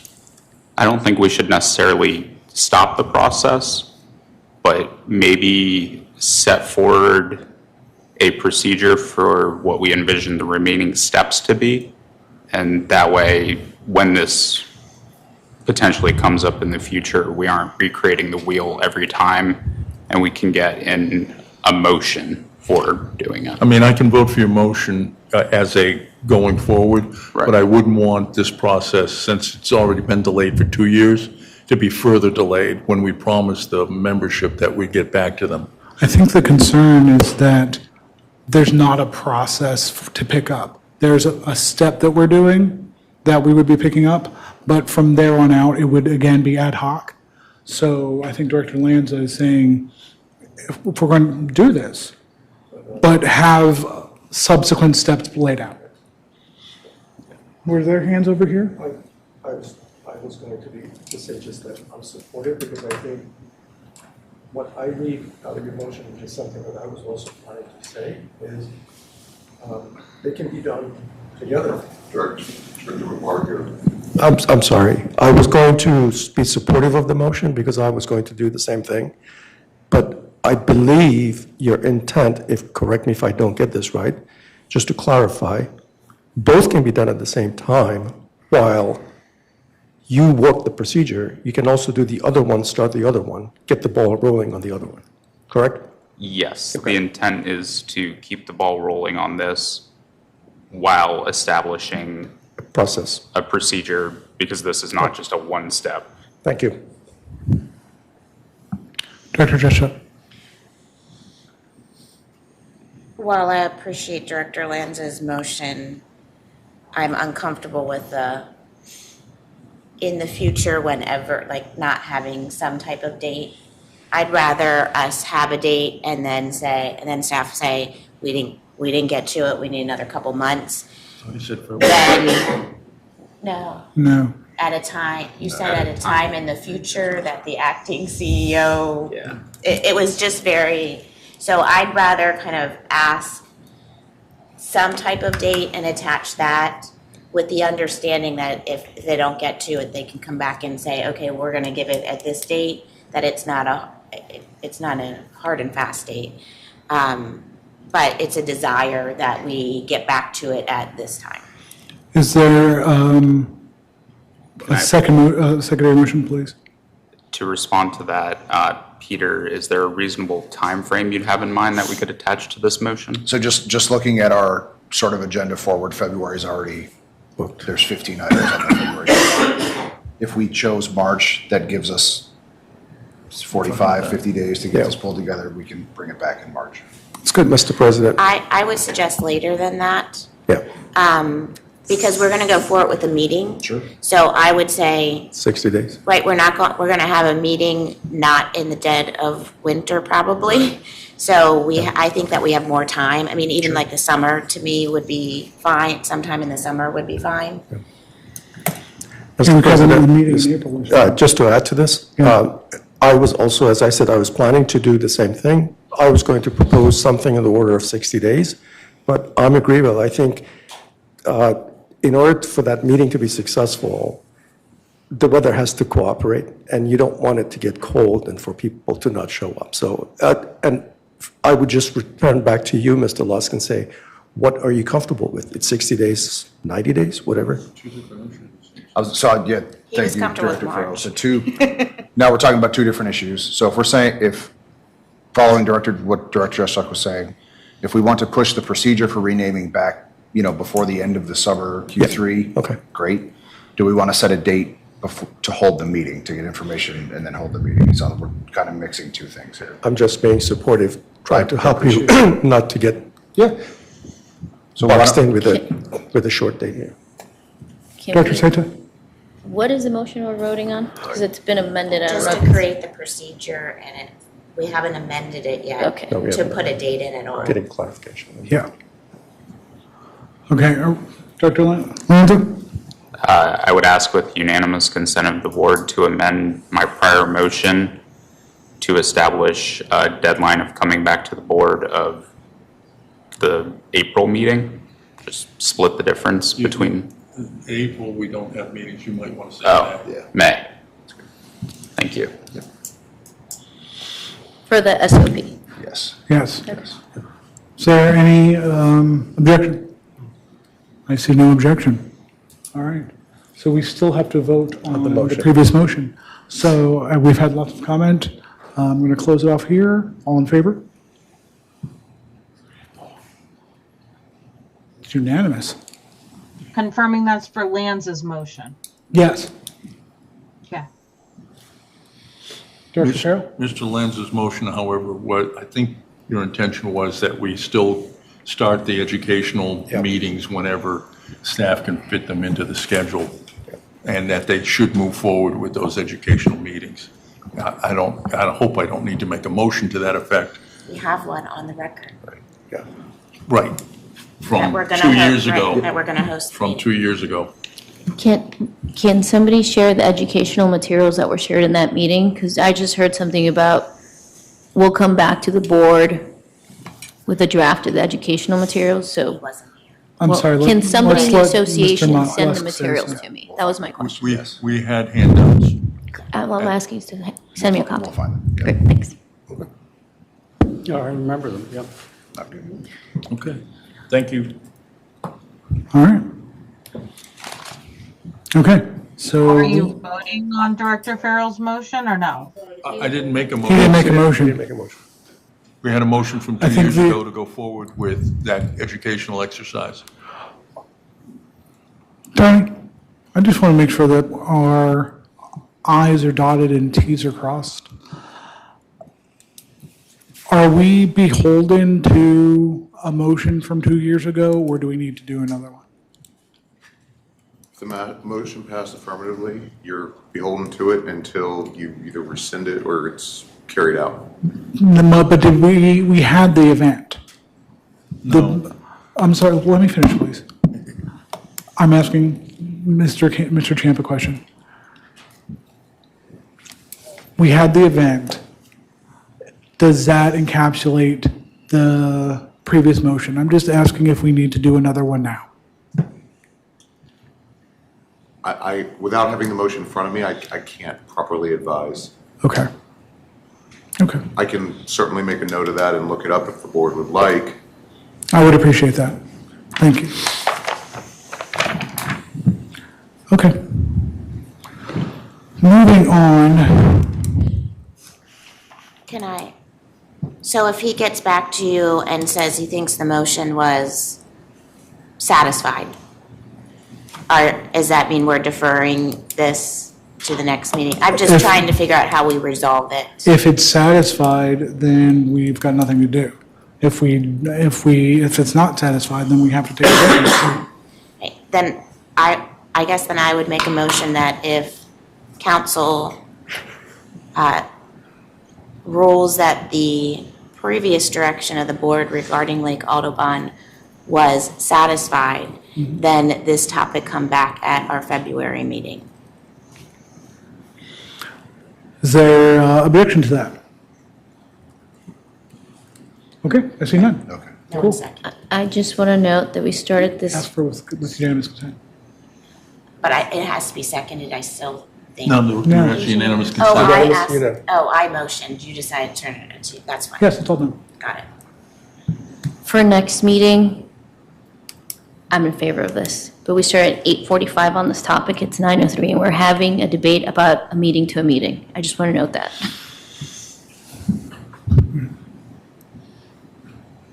Anyone else? All right. Moving on to, I believe, the first half of item O. No, Lake Equity. No, Lake Equity Working Group. I don't like how we change these on the fly. Mr. Rhodes, I see you over there. Now I see all of you. There you are. Yes, hi. How are you all doing?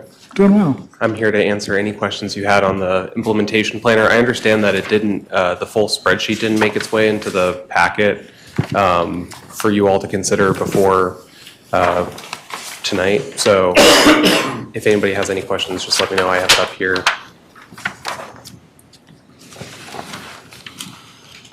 I thought the presentation and the layout was very clear. I enjoyed the legend in the video, so thank you very much. Absolutely. This was very readable. I think you captured a lot of what the Lake Equity Group has.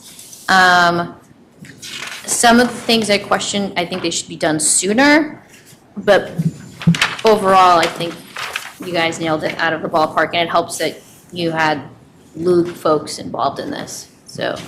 And on a similar note, this is probably one of the best PowerPoints I've seen produced in RA. I'm often very critical of our PowerPoints, but what I'm looking at in here, solid. One more question on signage. Does this need to go through TRB? I'm not opposed to the language suggested. Any signage would, yeah. If it requires DRB approval, it would go to DRB. Like, we would not circumvent any, Okay, so 10 and 11 are going to DRB. yeah. Okay, just making sure. I'm not sure that the content of the sign has to go before DRB. It's the size. The sign itself, yeah. But we're making changes to the language. Yeah. Yeah. DRB doesn't approve the language on the signs. They don't approve language, they approve sign. Oh, so we're asked, so we will be notifying, so by accepting this, we will be notifying anybody who does not have this current language, that it must be replaced with this language. Is that what this signifies? That conversation still, exactly how the change in language to the changes in signage language happens have is to be still approved, a process that needs to be undertaken. So do we need a motion tonight? Hmm? Do we need a motion tonight? No, at the time when we proposed the specific language. Okay.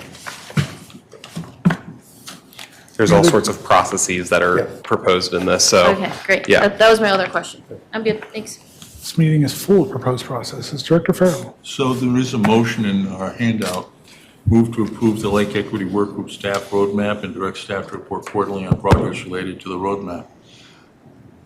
Is that the motion you made? I'll make that motion, but I don't want to usurp Director Flashman. I make the motion, and I welcome a second. I'll second it. Look at you guys.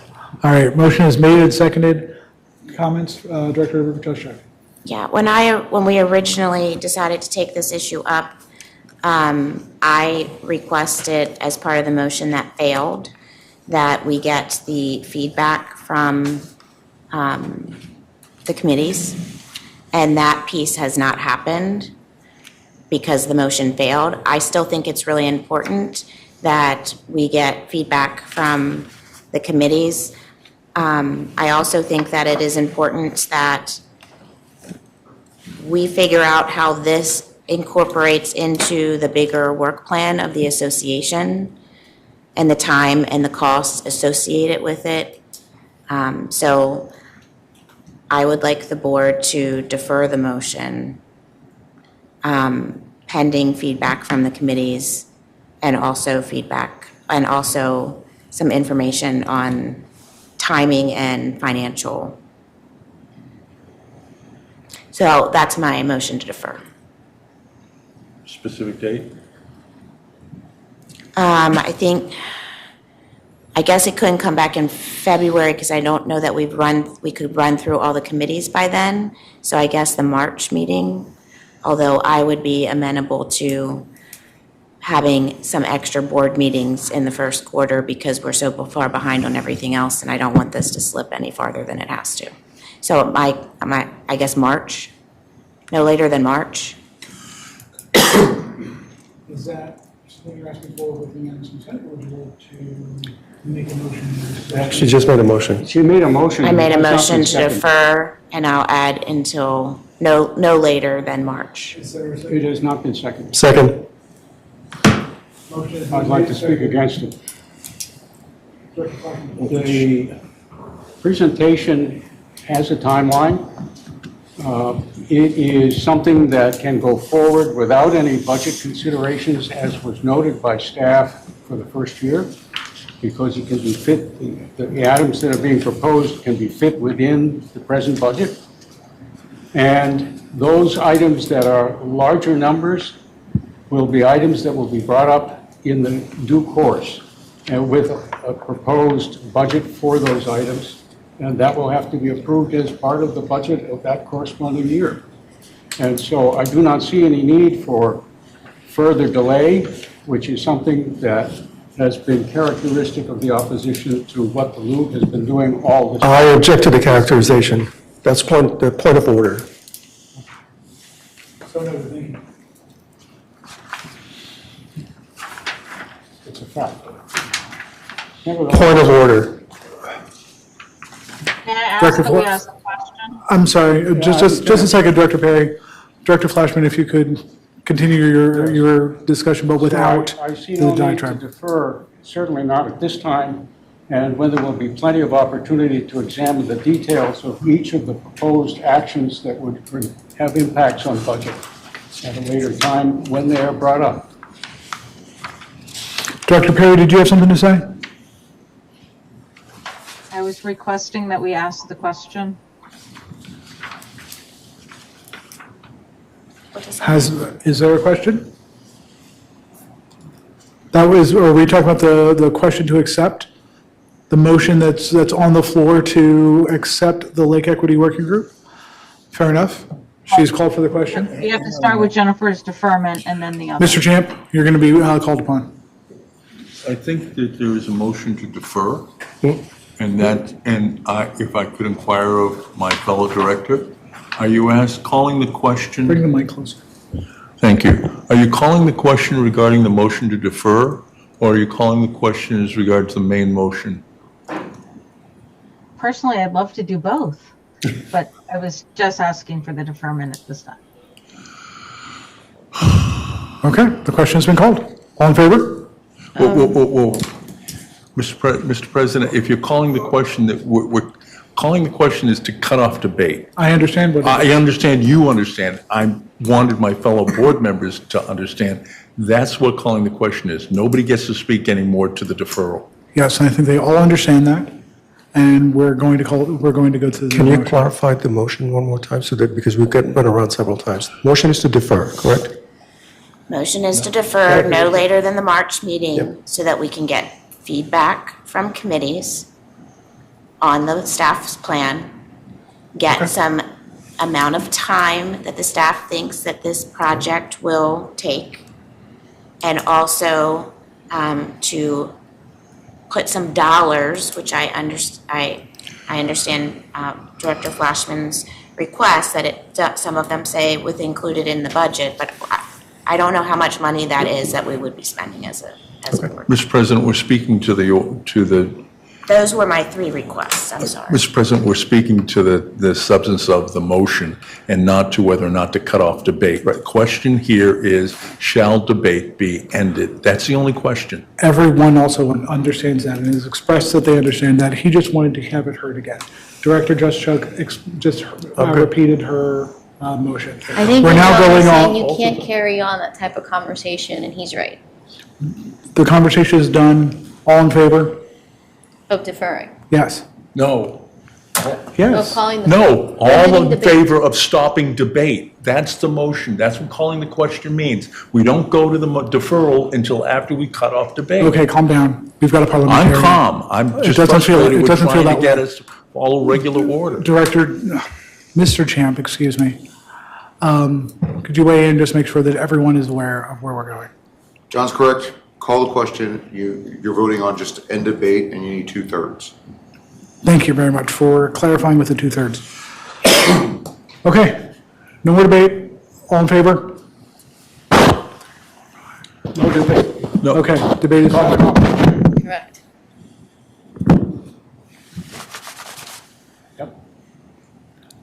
Tony, is there something we're missing? 1, 2, 3, 4, 5. All but two. 6. That's a supermajority. You're good. So now you Back to the move main to motion. Defer the motion. Now, the motion to defer. Okay. Just voted. So now we just vote. We don't Yes. have That's conversation correct. anymore. Thank you very much. Voting on the main motion. They voted. To defer. Excuse me, thank you. That's where I was going with this, I apologize. Voting to defer. All in favor? 1, 2. 4. 4 in favor, against? 1, 2, 3. Against? 4. 4. Oh, Margaret voted Motion against, I'm fails. sorry. Motion failed. Okay. Go to the main motion. Back to the main motion. What was the main motion? Help me out here. It was The main to, motion's in the materials. it was It's to a adopt. motion to approve the Lake Equity Working Group Oh, staff. yes. Direct staff to report quarterly on progress related to the roadmap. Understood. Question. I don't think we can. That we haven't limited debate to that. It was just to the main, Hasn't been seconded yet. it was seconded. Tony? Did the calling the question apply to all subsequent motions in this chain? No. Okay, Just to that one. okay, go ahead. So the only part, let me ask a different question. To Ben, Yes, ma'am. the ones that say policy and governance reforms, All right. that section, which I think is the one that requires the most attention from this board. When you use words like pending meeting with council, first phase review, a second phase, can you explain to me what timing that reflects for staff?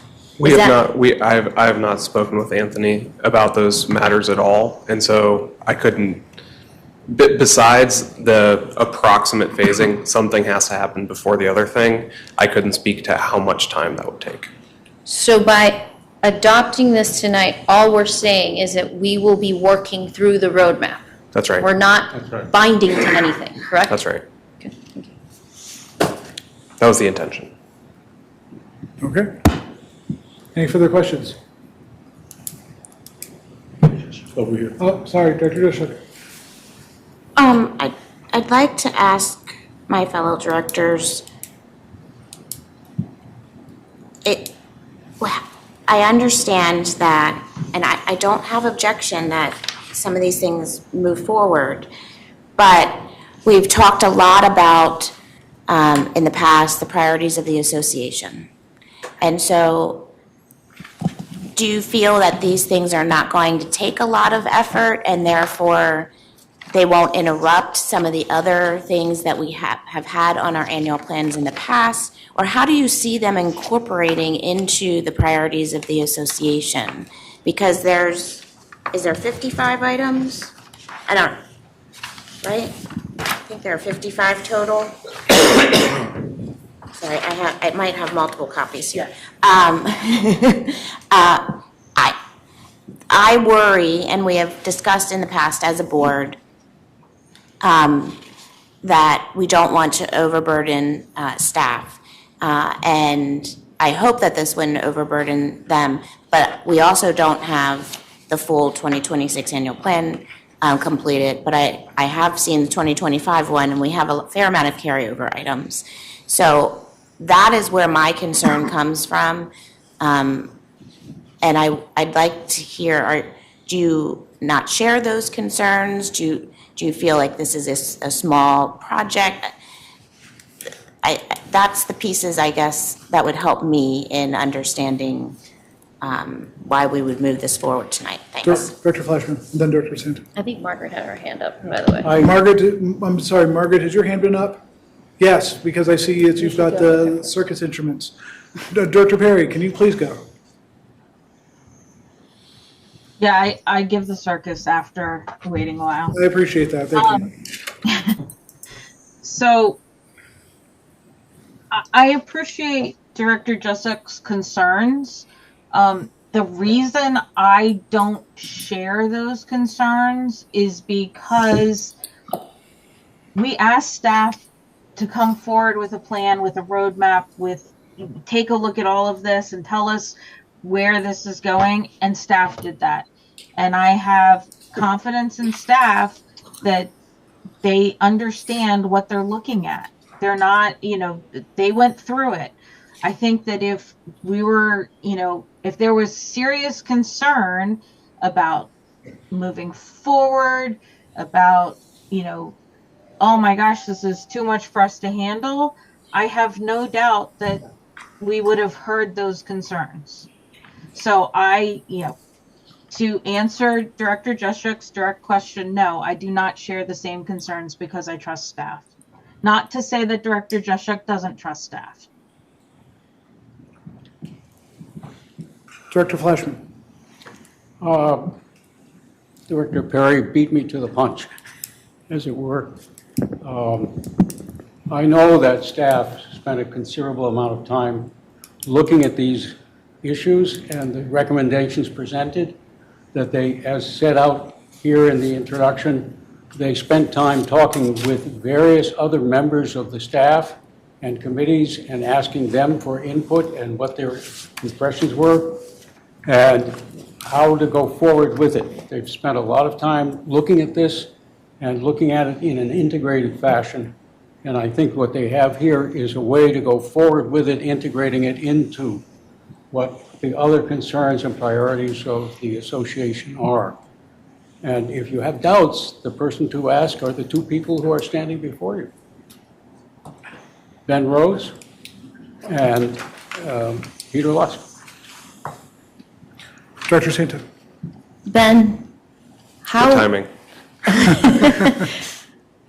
I'm assuming that for your own work plans for the year, this is probably one of the top things that you're working on along with other members within RA staff? Personally, yes. And then this was developed, as Director Flashman mentioned, in concert with the other departments that are named in the report. And so that's And for example, if we wanted to have there are a lot of things here that are good, like more ADA amenities. We have to start planning for those now for 2028. That's just an example that I picked. So I'm assuming you can manage that workload? That's right. Okay. The only issue that I will say that I'm okay adopting this tonight, but the only issue that I bring to the board for consideration is the policy and governance review, because that does require this whole entire board. And there are things in here that I know need careful review. So the way I would split the baby is move forward with everything and table the policy and governance review to ensure that this body wants the staff to actually do the work for those sections, because those sections create policy. That's the only thing that I would flag for this body, but otherwise, you've highlighted for me when things need to occur. I assume you have a work back timeline for all of these. Peter will manage accordingly, and so I agree with Erwin and Margaret. Dr. Lanza? I have two questions for you, Ben, if you'll field them. Absolutely. The first one is, could you give some insight into kind of the dollar figure we're looking at that would have been part of the prior budget we approved? It would depend on, each individual recommendation, but we looked at these recommendations. Anything that is slated for 2026 is something that would have been feasible within the 2026 budget easily, and then anything past 2026, we would just come back using this document and these projects as a basis for a staff recommended budget in following years. Gotcha. Then my second question is, would the board approving this motion push off or delay any of the prior commitments your group has, or any of the other kind of objectives the board has approved? I don't believe so. No. Thank you. Thank you. All right. Looks like we've gone through just about everybody who wants to question or comment.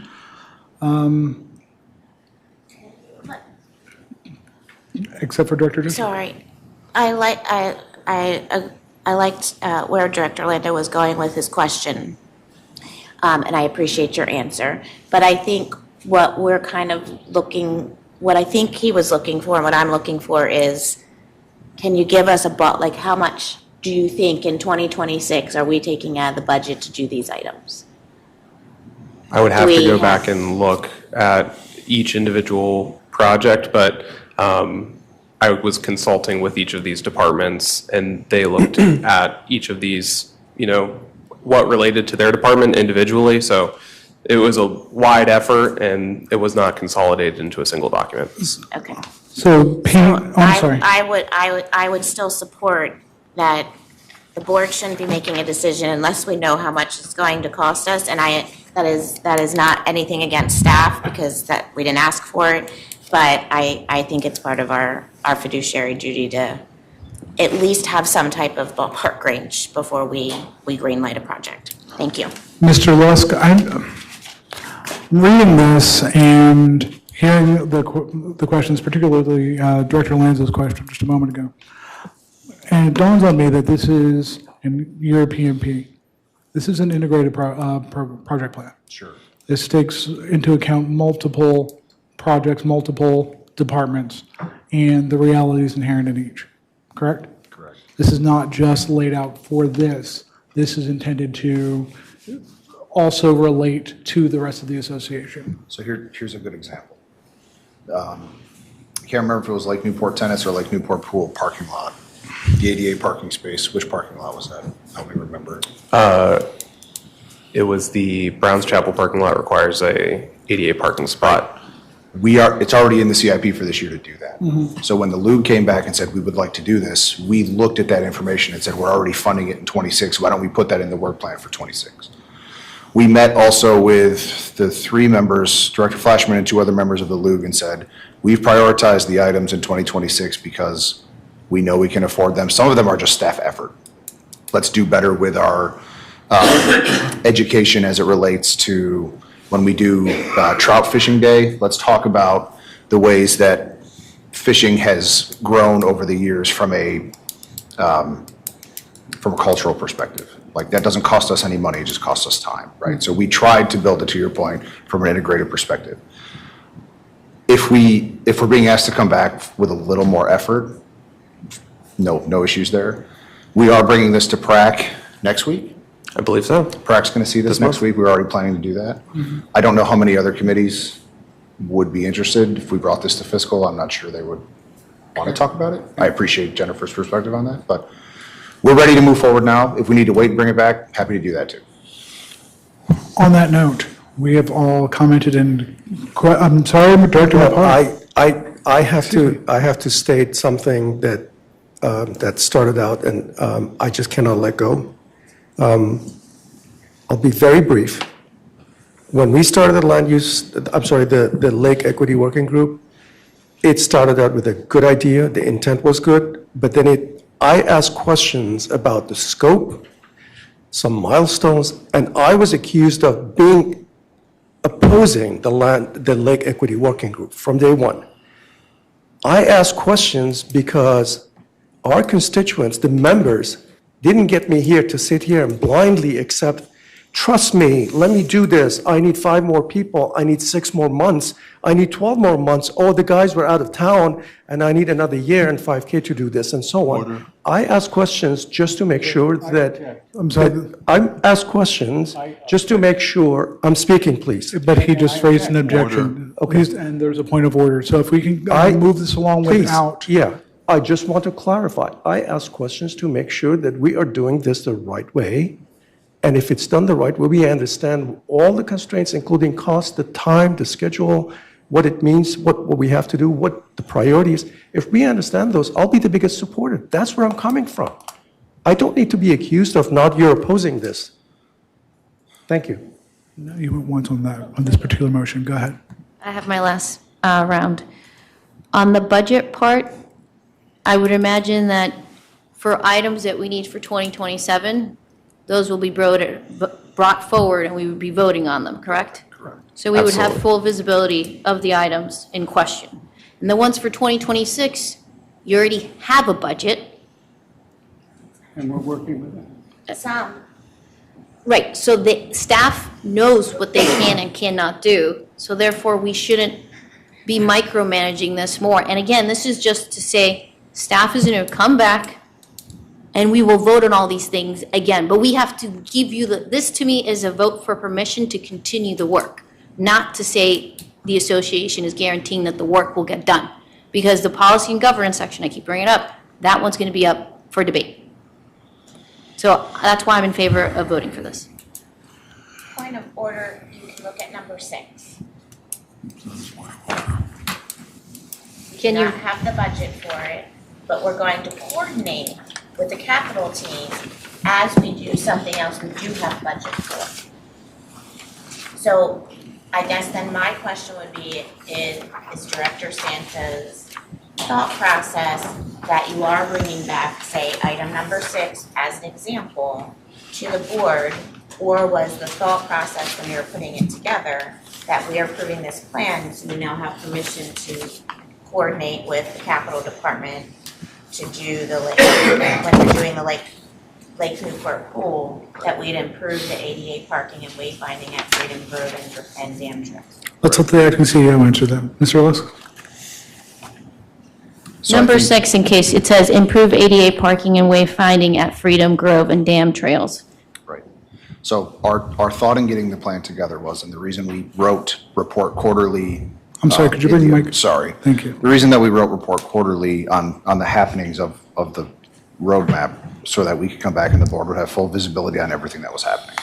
So if we didn't have budget, we would come back and say we're going to not do something so we can fund this, or it's just staff time and we're going to move forward.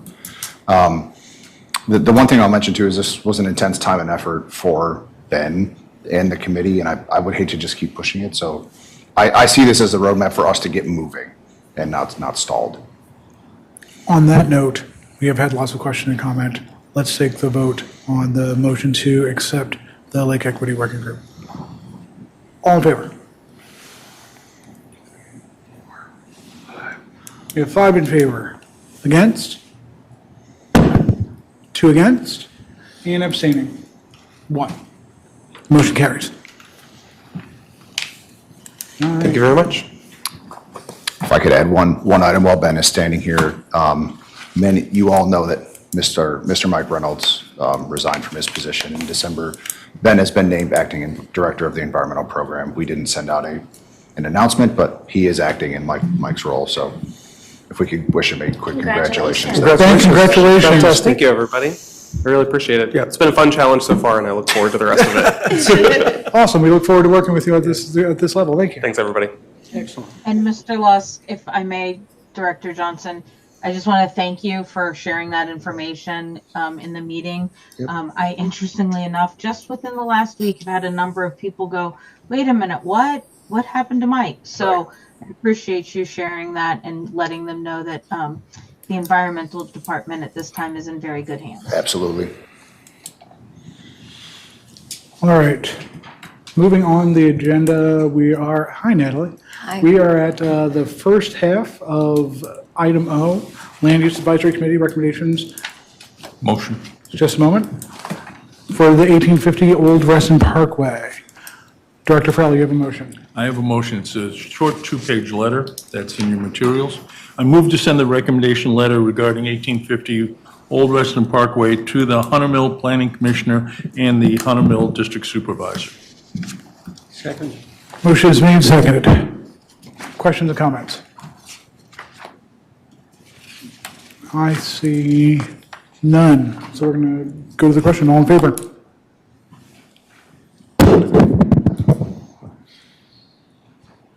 Who's calling? 7 in favor.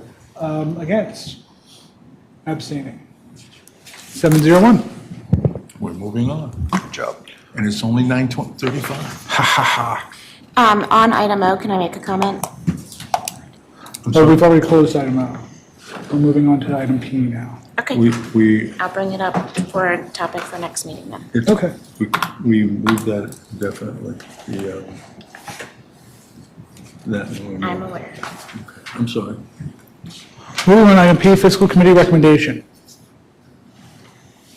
Mr. Verb. Okay, good evening, and this is in the packet, and Mr. Kerr spoke about it at the beginning of the meeting, but the fiscal committee has pulled together a revised committee's resolution for kind of the fiscal committee portion of that, which if you read, they're looking to change the name from the fiscal committee to the finance committee, and they have some other changes they'd like to make. So they're, requesting approval of this. I will say that Director Flashman reached out to me at one of the breaks earlier this evening, and he has some concerns. So we may need to look at, I don't think there's any difference in the intent of what he thinks they need to have in there versus what's in there currently. It's more some wording. He said, from a lawyer's perspective, some of the words probably don't work. So, I don't know if you want to speak to that, Erwin, and maybe, Sure. If anyone else has any, even if we decide we're going to defer this to a later date because of his concerns, maybe we could open up the discussion if anyone else wants to discuss anything that's in here. Dr. Fleshman. My concerns deal with certain language that is used in the body of the proposed amendment. And they use the word oversee and oversight. And that connotes authority to make decisions and to have power to do so. And the committee has power to make recommendations, not to make decisions. And so the use of the word oversight, I think, is inappropriate. Review or some other words may be appropriate. Another place they want to attain approvals to hire a consultant to conduct an evaluation of internal controls. And I don't believe that the committee has authority to hire, the board has authority to hire. And so that may need to be reworded. And things of Director that Flashman, nature. could you help me with where that is? I was looking for that after you mentioned that to That's me. in item 2C, little 2, double I.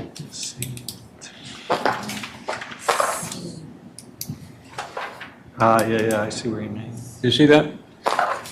It says to obtain approval to hire, so it Yeah, doesn't say but- they're going but to it's- hire. The implication is that they would be the ones hiring. I think you can word it better so that. It says recommend to the board and obtain approval to hire. So, but, okay. It's minor language kinds of things. And the other thing is that in the draft that they presented, they eliminated the IT committee by crossing out all of the language related to the IT committee. So that would be inappropriate as something to be approved, but that's a minor issue. Mr. President, I'm sorry. Sorry, just a second. Longhand takes me a while. I'm sorry? Would it make sense to kick this item over to February and for your edits? I would be happy to defer it edits and supply them with my comments and the board. Sure. Can I ask unanimous consent to continue this matter to the February meeting? No objection. Any objection? I see none. Director Jeshuk, did you have something before? No, thank you. I just wanted to request, whether it's tonight in the meeting now or some other time, if anyone could, let me or the fiscal committee know if you have any other concerns, so we can try and address them before we get to the February meeting and have kind of the same thing come out. I appreciate that. Yeah, that's for everyone. We can all take the time to read the recommendations and get Mr. Bloom any suggestions. That'd be great. I was just going to say that we should probably have a community meeting before we change the name of the committee.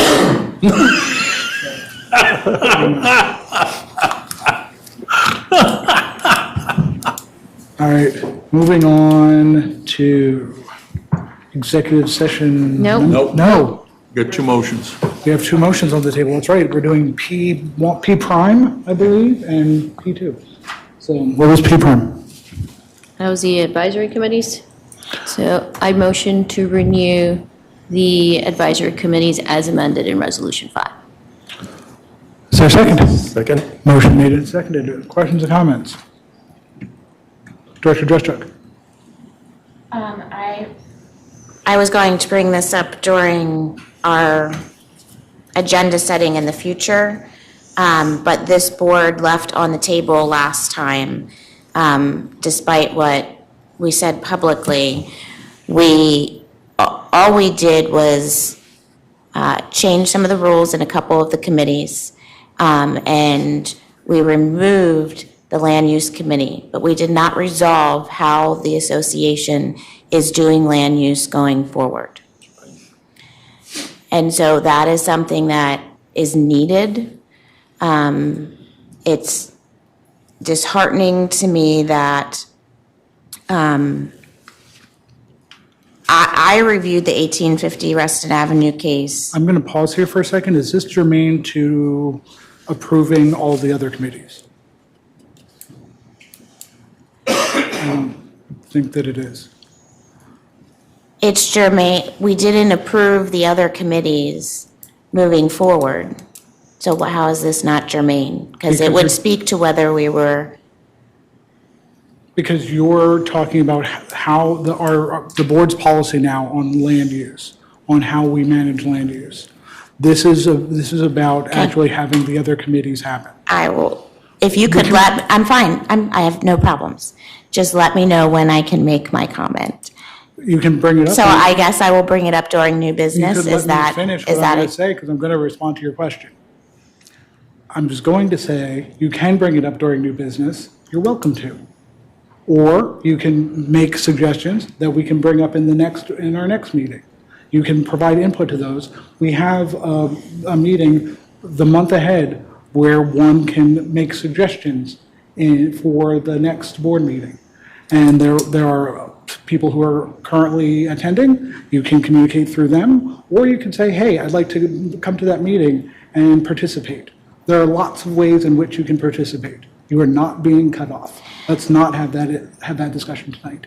So we're now discussing the committees, the resolution to move forward with the committees. All in favor?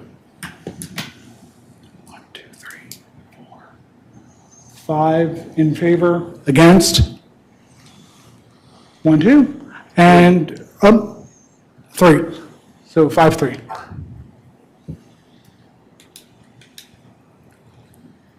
Now we're moving on to executive session. Nope, No. we have P2. We have P2. Yep.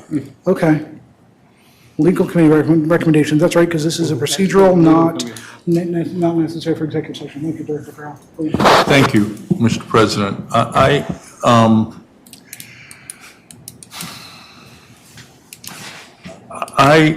am concerned about how we go forward with recommendations that come out of the legal committee and the fiscal committee. At last month's meeting, and I'm informed by the way that the DRB panels and the DRB full committee work. For those of you who haven't had the pleasure of going through a DRB meeting, when you get to the full DRB committee, the panel members don't vote. They might speak, but they don't vote because they've already had one bite at the apple at the panel. When we got rid of the Land Use Advisory Committee, one of the justifications for doing that was that we didn't think as a group, I didn't hear any dissent, except for me, maybe others, that we didn't think board members should have two bites at the apple. The legal committee is exclusively made up of board members. And if we're going to apply that principle across the board and not selectively, then it would seem to me that going forward, the members of the legal committee should not be voting on legal committee recommendations at the board level, because that is two bites at the apple. And so I would suggest that going forward, only the 5 members of the board who are not on the legal committee should be acting on legal committee recommendations, consistent with the conversation last time and consistent with the DRB practice. I would agree with that. I think that's a great idea. Does anybody else have any input that they'd like to make to, do you want to make a motion? And we can hold the board to it? I move that when the board takes up recommendations from the legal committee, that the members of the legal committee do not vote, and that the remaining members of the board vote on those recommendations. Only the remaining members of the board vote on those recommendations. Is there a second? Second. Motion is made and seconded. Question and comment. Director Mopar. Yeah, just a little bit of clarification, because on the legal committee, the president is the chair, and there's a vice chair, so you got 2 board members on the legal committee. I'm sorry, 4. So that's right. 1, 2, 3, 1, 2, 3, and 4. Yes. Thank you. So how is that going to work? Then you're going to end up with a board of 5 members voting on what the legal committee, is that what we want to do here? Mr. Champ? I think that's exactly how it works, and I have concerns sorry, Margaret. I have concerns about how slim that voting pool is now. Somebody's sick, it fails. Somebody, you can effectively defeat a lawsuit now, or an enforcement action with 1 vote. Yeah. And so in Director Farrell's situation, we're not usually dealing with such a close margin. It's usually 2 people, 3 people on a committee. Now you're really narrowing it. I'm not saying it can't be done. I'm just saying bear in mind if, for instance, you have a situation like tonight, and let's see, President, Director Mopar, Matt Mullenix. Director Mullenix. And Director Perry. He's not here. And Director Perry. Very slim. Yeah. And flip, change it just a little bit more where the person that's not here would be the one that you would need for the majority. In which case... I'm sorry, Director Perry has her hand up. Director Perry? Director Perry? I mean, there are plenty of boards that, have an odd number that are not 9. So I don't really care about that. I just want to make sure that we recognize that means the legal committee can no longer be in the consent calendar unless you're asking, because we vote on the consent calendar as a whole batch. So the legal committee can never be put into that batch. Again, I'm not against this. I just want to make sure that everyone is clear on that piece. I would like the clarification. Director Fleshman? If there are 5 members, if the 4 members who are on the legal committee are not going to be allowed to vote on this issue, then the 5 members who vote constitute the totality of the possible number of votes. And so a majority would constitute 3 of those members voting one way or the other. Mr. Champion. Is that correct? No. Why not? Because it's a majority of those directors present. So the 4 members that would be essentially abstaining from the vote count as no votes, just like any other abstention. Why would it be counted as an abstention? They're not allowed to vote. If you That's- determine that that's they not cannot how it vote, works. they've I'm sorry. already voted in an earlier vote on something presenting these items to the board, and so they cannot vote twice. And it's not, for me, it's not an abstention, they cannot vote, and so they don't count for quorum on that. 5 is the majority possible. Mr. President? And so 3 constitutes. I'm sorry. Hold on. I'm trying to figure out, I don't want to interrupt, so I wasn't sure when you were finished. When the DRB excludes panel members, the panel members' votes aren't counted. They abstain. They're counted as abstaining. abstentions. So the way our documents work, and we've talked about this before, the action of the board is by a majority of the members present, not a majority of the members, a majority of the members present. So if you abstain and you're there, you're effectively a no vote. Right. And so they're not precluded from voting, they're abstaining from voting. So in your situation, Erwin, okay, you've got 4 members that are automatic abstentions, automatic no's. So you have to have 5 affirmative votes. Affirmative votes to pass it. Yeah. But if they are prohibited from voting, which is different from abstaining, then they simply don't count. No, that's not what our bylaws say. In a resolution, Okay. Director Lanza. Could that technicality be resolved by a small text edit in our resolution, or would it be an overhaul? It's bylaw change. the members would need to effectively absent themselves, leave the room for the vote, and then you have a potential quorum issue. But if they're here and they count for quorum and they're participating in business, there's nothing you could write in their resolution that their vote is treated as anything else other than an abstention.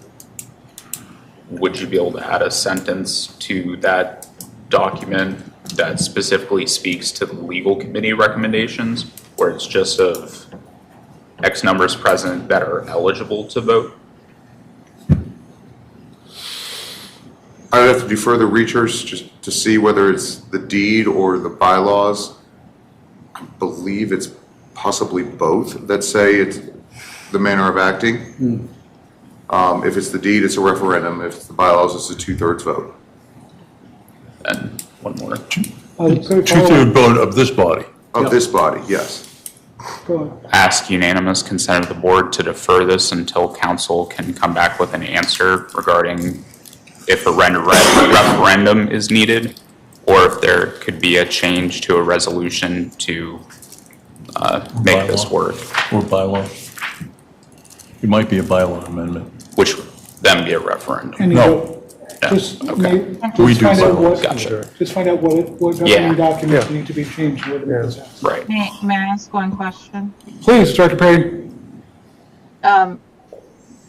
While I appreciate your deferral is only based on the motion to remove those members of the legal committee, I want to make sure that in doing that, are we still going to vote on the legal committee's Recommendations. recommendations this evening, or are we putting those people on hold until we decide how to appease I'm fine. members of the That actually is a fairly good point. Was this in fact, and now it's after the fact, but was this question in fact germane to the legal committee recommendations? Sure. I don't know that it was. Tony? It had nothing to do with the legal committee recommendations. That was a Right. governance issue. If you're going to take up legal committee recommendations, that would be done in executive session. So we should stop this conversation now. It's not germane. Yeah. Okay, and we have a vote to take for the recommendations. No, wait, no.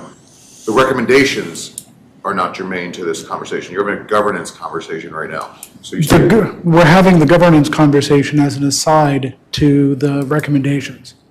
Director Farrell wanted to hold, and correct me if I'm wrong, wanted to defer the legal committee recommendations so he could have this conversation about the governance, because he said that this was a procedural issue, not a substantive issue. So, I believe the motion actually was to not hold the vote. Your motion was not about, your motion was procedural, and your motion was those who sit on the legal committee should not be voting twice. That was it. That was a motion. So there's, all this other stuff was not part of his motion, just to be clear. That was your motion. That's right. So we just have to take action on that, and then we can keep and debating. it was with- seconded, Correct. unless you're ruling the motion out of order, which You could. you could, and then it could be appealed to the body. You take the vote. So unless you're ruling it out of order. Can I try and help us out of here? I think Mr. Lanza is recommending that my motion be deferred until the next meeting, and I support that motion. okay, but we just want to make sure that we're still voting on the recommendations soon thereafter. That motion has not been made yet. Because it's deferred. Okay, good. Is there objection? Okay, none. Okay, so moving on to the legal committee recommendations. Motion to approve the legal committee recommendations. Is there a second? Second. All in favor?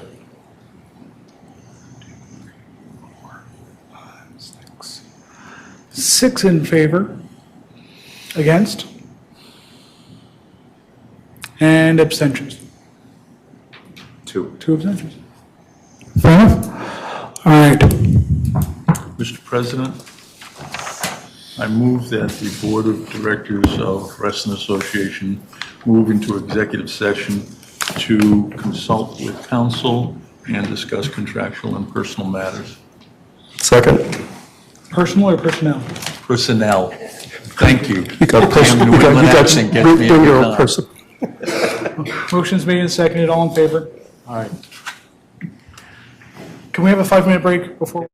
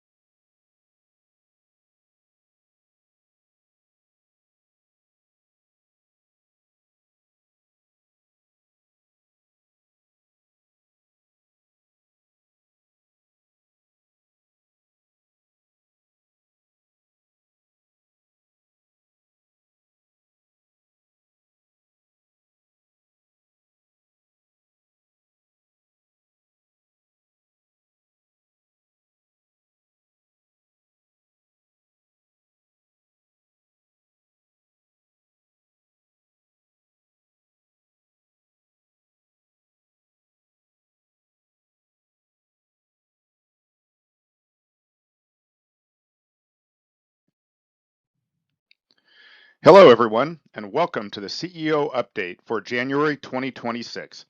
Included in this presentation are various updates related to the status of initiatives within the association and important items to look out for in the first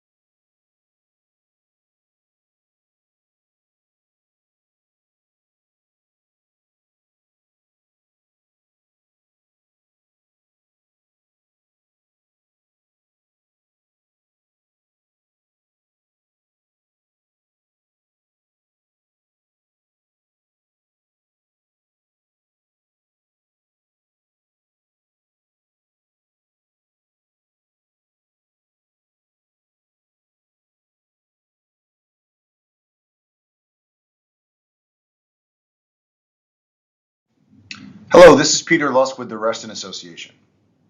This presentation is to provide an IT roadmap or a plan for the future for our IT resources and plans for using applications in the future. Our Senior Manager of IT, Zane Safdar, will take this presentation over around slide 5 or 6, but I thought it would be helpful to give an overview of where the association has been in the last few years regarding our IT effort.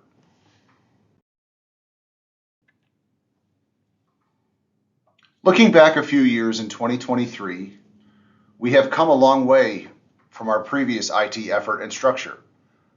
Looking back to previous efforts, the IT department was being managed through an external CIO through a company called Whipfly. Underneath of the external CIO, we had an IT manager who mostly was focused on contract management and internal project management. We had a managed service provider, or MSP, through a company called Red River, and a service delivery associate on site to help staff working in the facilities at RA.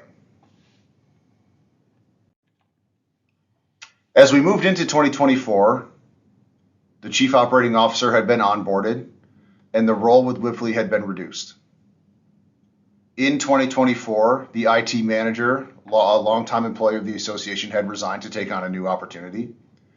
And for most of the year in 2024, the service delivery associate was the only staff on site to serve the association regarding IT functions.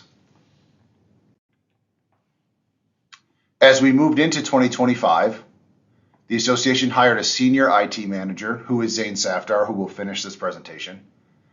The association also hired a service delivery associate, who has helped to raise our level of service within the association.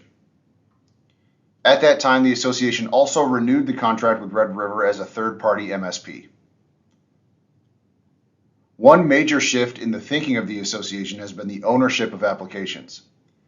In previous iterations of the IT department, ownership of applications was put solely on operating departments. Over time, that thought has been shifted to ownership to the IT department. We are now in a place where we feel like we can look forward in the IT department, and this is an exciting time for the association. This is the first time in multiple years that we feel that the IT effort is coordinated and organized, and with a staffing model that can lead the organization to success. We would like to thank the Board of Directors for funding the IT seasonal position that was funded as part of the 2026 budget approval process. The team is focused on improving IT coordination to an enterprise-wide effort and improving service to the membership. As you listen to this presentation, Zane will provide an overview of the applications that are currently used by the association, other services that we engage in the association regarding service, cybersecurity, and AI.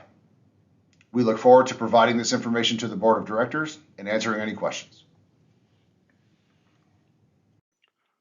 Hello everyone, this is Zane Safdar, Senior IT Manager. I'm presenting to you today Reston Association's current IT roadmap. This roadmap highlights our external services, applications, member service, and internal services. Today's IT roadmap lays out a focused, strategic plan for how we strengthen our technology foundation and support the association's long-term goals. We'll begin by looking at our external services, where we're evaluating both new and existing platforms to ensure we're investing in solutions that truly meet our needs. From there, we'll move into application strategy, outlining how we can build a comprehensive plan for Reston's future IT efforts, maximize the value of our current systems, and explore opportunities such as single sign-on to streamline access and improve security.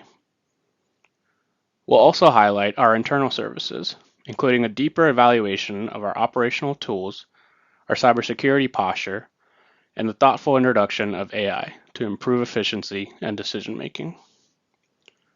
Finally, we'll review our member service priorities, specifically how technology can enhance the experience for both members and staff while keeping pace with modern expectations. Altogether, this roadmap provides a clear direction for how we evolve our IT environment to support the association today and prepare for tomorrow.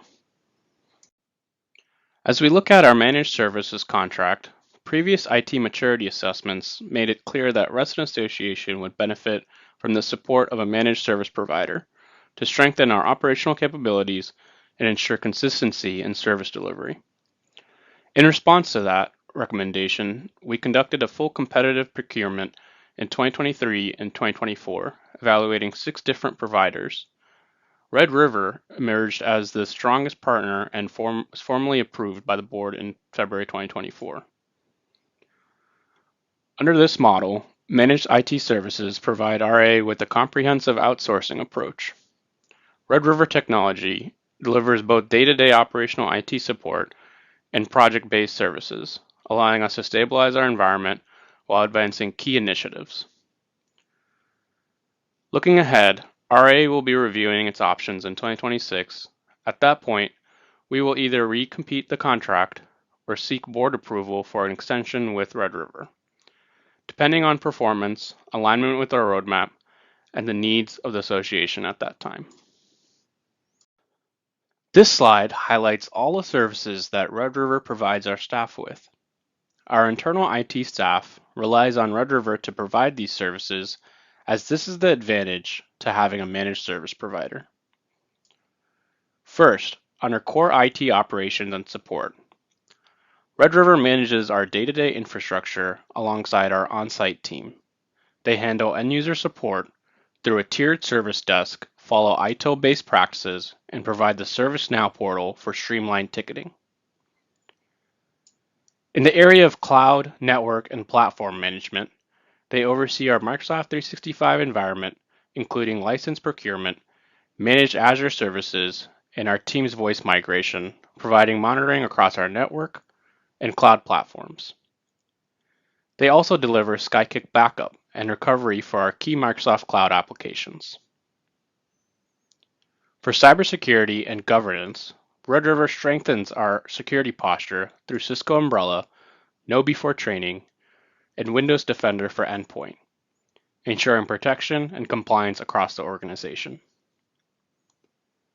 Finally, through operational and strategic services, they provide documentation, reporting, and technical support defined in our statements of work, with the flexibility to adjust as our needs evolve, while helping maintain alignment with RA's broader IT strategy. This slide outlines the current state of our IT advisory contract with Wifley. Previously, the association relied on Wifley to provide full CIO-level services. Over time, as our internal capabilities have grown and our managed services model has matured, the scope of that contract has been significantly reduced. Today, Wifley's role is focused on targeted advisory support. They participate as a part of a cross-functional team, helping guide the strategic direction of our technology efforts. They provide strategic advice to the executive team and assist in preparing materials for the board or IT committee presentations when needed. They also support our IT staff by helping address immediate critical issues and advising on the resolution of high-priority technical challenges. Their guidance extends to interactions with third-party vendors, ensuring we're making informed decisions and maintaining strong vendor relationships. In addition, Wifley reviews the status of ongoing projects and offers recommendations on next steps. They also provide input on our current IT budget and related planning to help ensure alignment with our broader strategic goals. Moving forward from external services, these next slides will cover our applications. The application slides highlight the work we have been doing around our application ecosystem and show the direction that we are taking. Resident Association depends on a wide range of applications to run daily operations and deliver services to our employees and members. Understanding how well those systems are performing is essential. Throughout 2025, the IT team and the Chief Operating Officer met in depth with application owners across our organization. Those conversations helped us assess both the strengths and the limitations of each application and gave us a clear picture of how well our tools are supporting the business and where there are opportunities for improvement. As we move forward, our focus is on maximizing the value of the applications we already have and reducing redundancy wherever possible. That means consolidating tools that perform similar functions and ensuring we're investing our time and resources in the platforms that best supports RA's operational and strategic needs. These are our core systems that support resident associations' daily operations. These are the applications that form the backbone of our business processes, member services, and internal workflows. RecTrack is our primary parks and recreation management system. It handles everything from program registrations and facility scheduling to membership and point-of-sale transactions. SmartWebs and Welcome Link support our compliance and resale processes. SmartWebs manages applications, inspections, and decisions, while Welcome Link is used specifically for resale documentation and workflows. MemberSuite serves as our association management platform, centralizing membership data, billing, and engagement tools in a single cloud-based system. Civic Plus powers our website and content management, giving us modular tools to enhance the member experience online. Sage is our cloud-based financial management system, providing real-time reporting, automation, and scalable accounting capabilities. ADP supports our workforce management needs, including payroll, time tracking, benefits administration, and compliance. Finally, Microsoft 365 remains the foundation of our productivity and collaboration environment. It provides email, file storage, communication tools, and integrates with Azure for identity and access management across the organization. This slide covers our evaluation of RecTrack and its potential transition to Civic Plus services. RecTrack was the first application staff identified for possible consolidation, and Civic Plus offers a comparable module called Civic Rec. To fully understand the implications of a transition, staff held multiple meetings and demonstrations with both Vermont Systems, the provider of RecTrack, and Civic Rec through Civic Plus. Through this evaluation, several advantages of RecTrack became clear. The first is its compatibility with CampDocs, the software we use to track camper records and health information. CampDocs does not integrate with Civic Rec, and because roughly 70% of RecTrack usage supports summer and break camps, this integration represents a significant operational benefit. Another major advantage is IntelliTrack, RecTrack's reporting tool. IntelliTrack provides detailed facility analytics, including pool activity. Our inaugural 2025 pool data and heat maps were developed using IntelliTrack, and these reporting capabilities are not available within Civic Rec.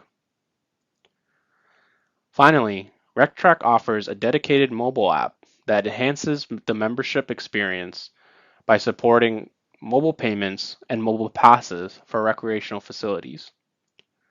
Civic Plus does not offer an app focused exclusively on recreation, which would limit mobile functionality if we transitioned. Overall, these findings highlight meaningful strengths within RecTrack that would be lost or diminished in a move to Civic Rec. As we look closely at our major applications, one area that continues to generate discussion is the RecTrack mobile application. Each year, RA staff attend the Vermont Systems Symposium to stay current on product updates and understand where the platform is headed. Over the past 2 years, one of the most prominent topics has been the capabilities and potential of their mobile app.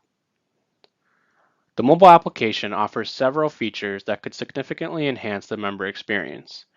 It provides a much more streamlined sales process with intuitive navigation for activities, ticket sales, and payments. It also supports digital membership cards, which would reduce or even eliminate the need for physical cards. The app enables real-time communication with members, and it integrates fully with the WebTrack, with customizable options that could align well with our needs. However, despite these advantages, staff have been cautious about moving forward.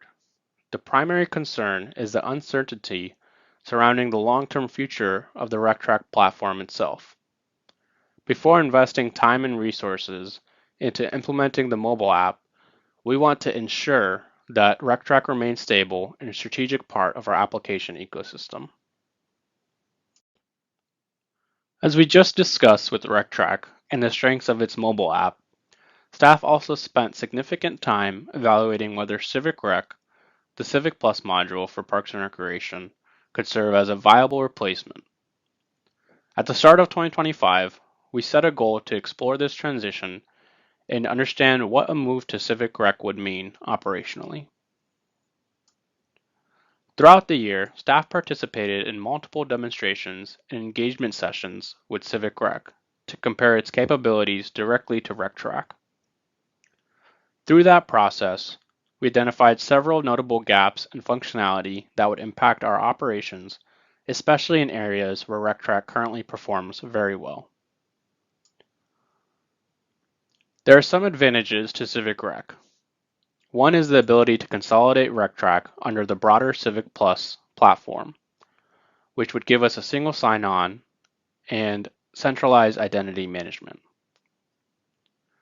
This would create a more seamless experience for members as they move from the website into recreational services. CivicRec also allows member data to be fully integrated within the Civic Plus ecosystem, which could make it easier for the association to track and report on membership. However, the disadvantages are significant. CivicRec does not integrate with CampDocs, which is essential for managing camper records and health data, especially given how much of our RecTrack usage is tied to summer and break camps.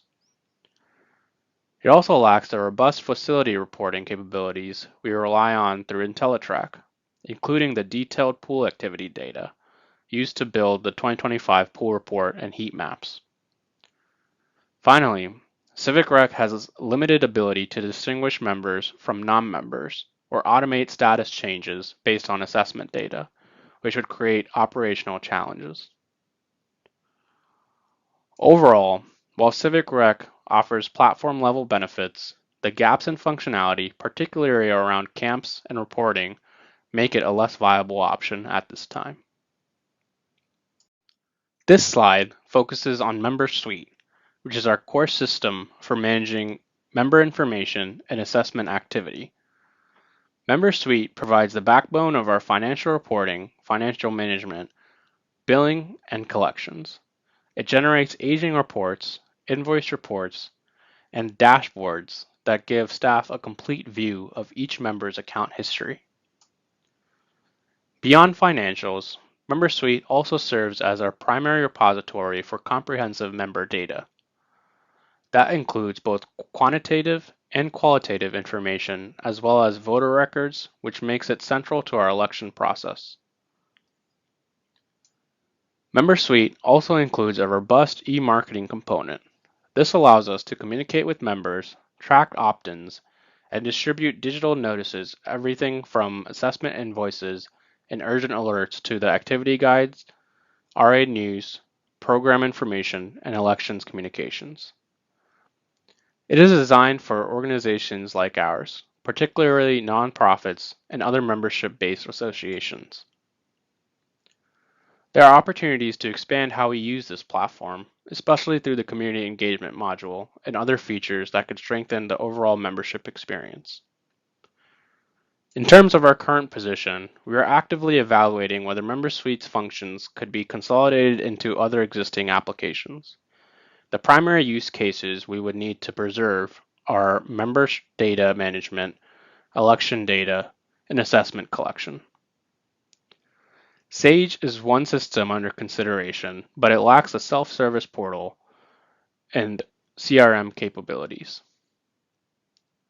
While Sage handles accounts receivable well, it is better suited for internal business-to-business functions rather than member-facing needs. This next slide provides an overview of the systems used within our Covenant's operations. SmartWebs is the primary tool and acts as a ticketing platform which staff use to process applications and issue citations. Alongside that, SmartWebs serves as our internal database storing property and homeowner information for every Reston property. That data is updated manually as ownership changes, so it remains accurate for staff to use.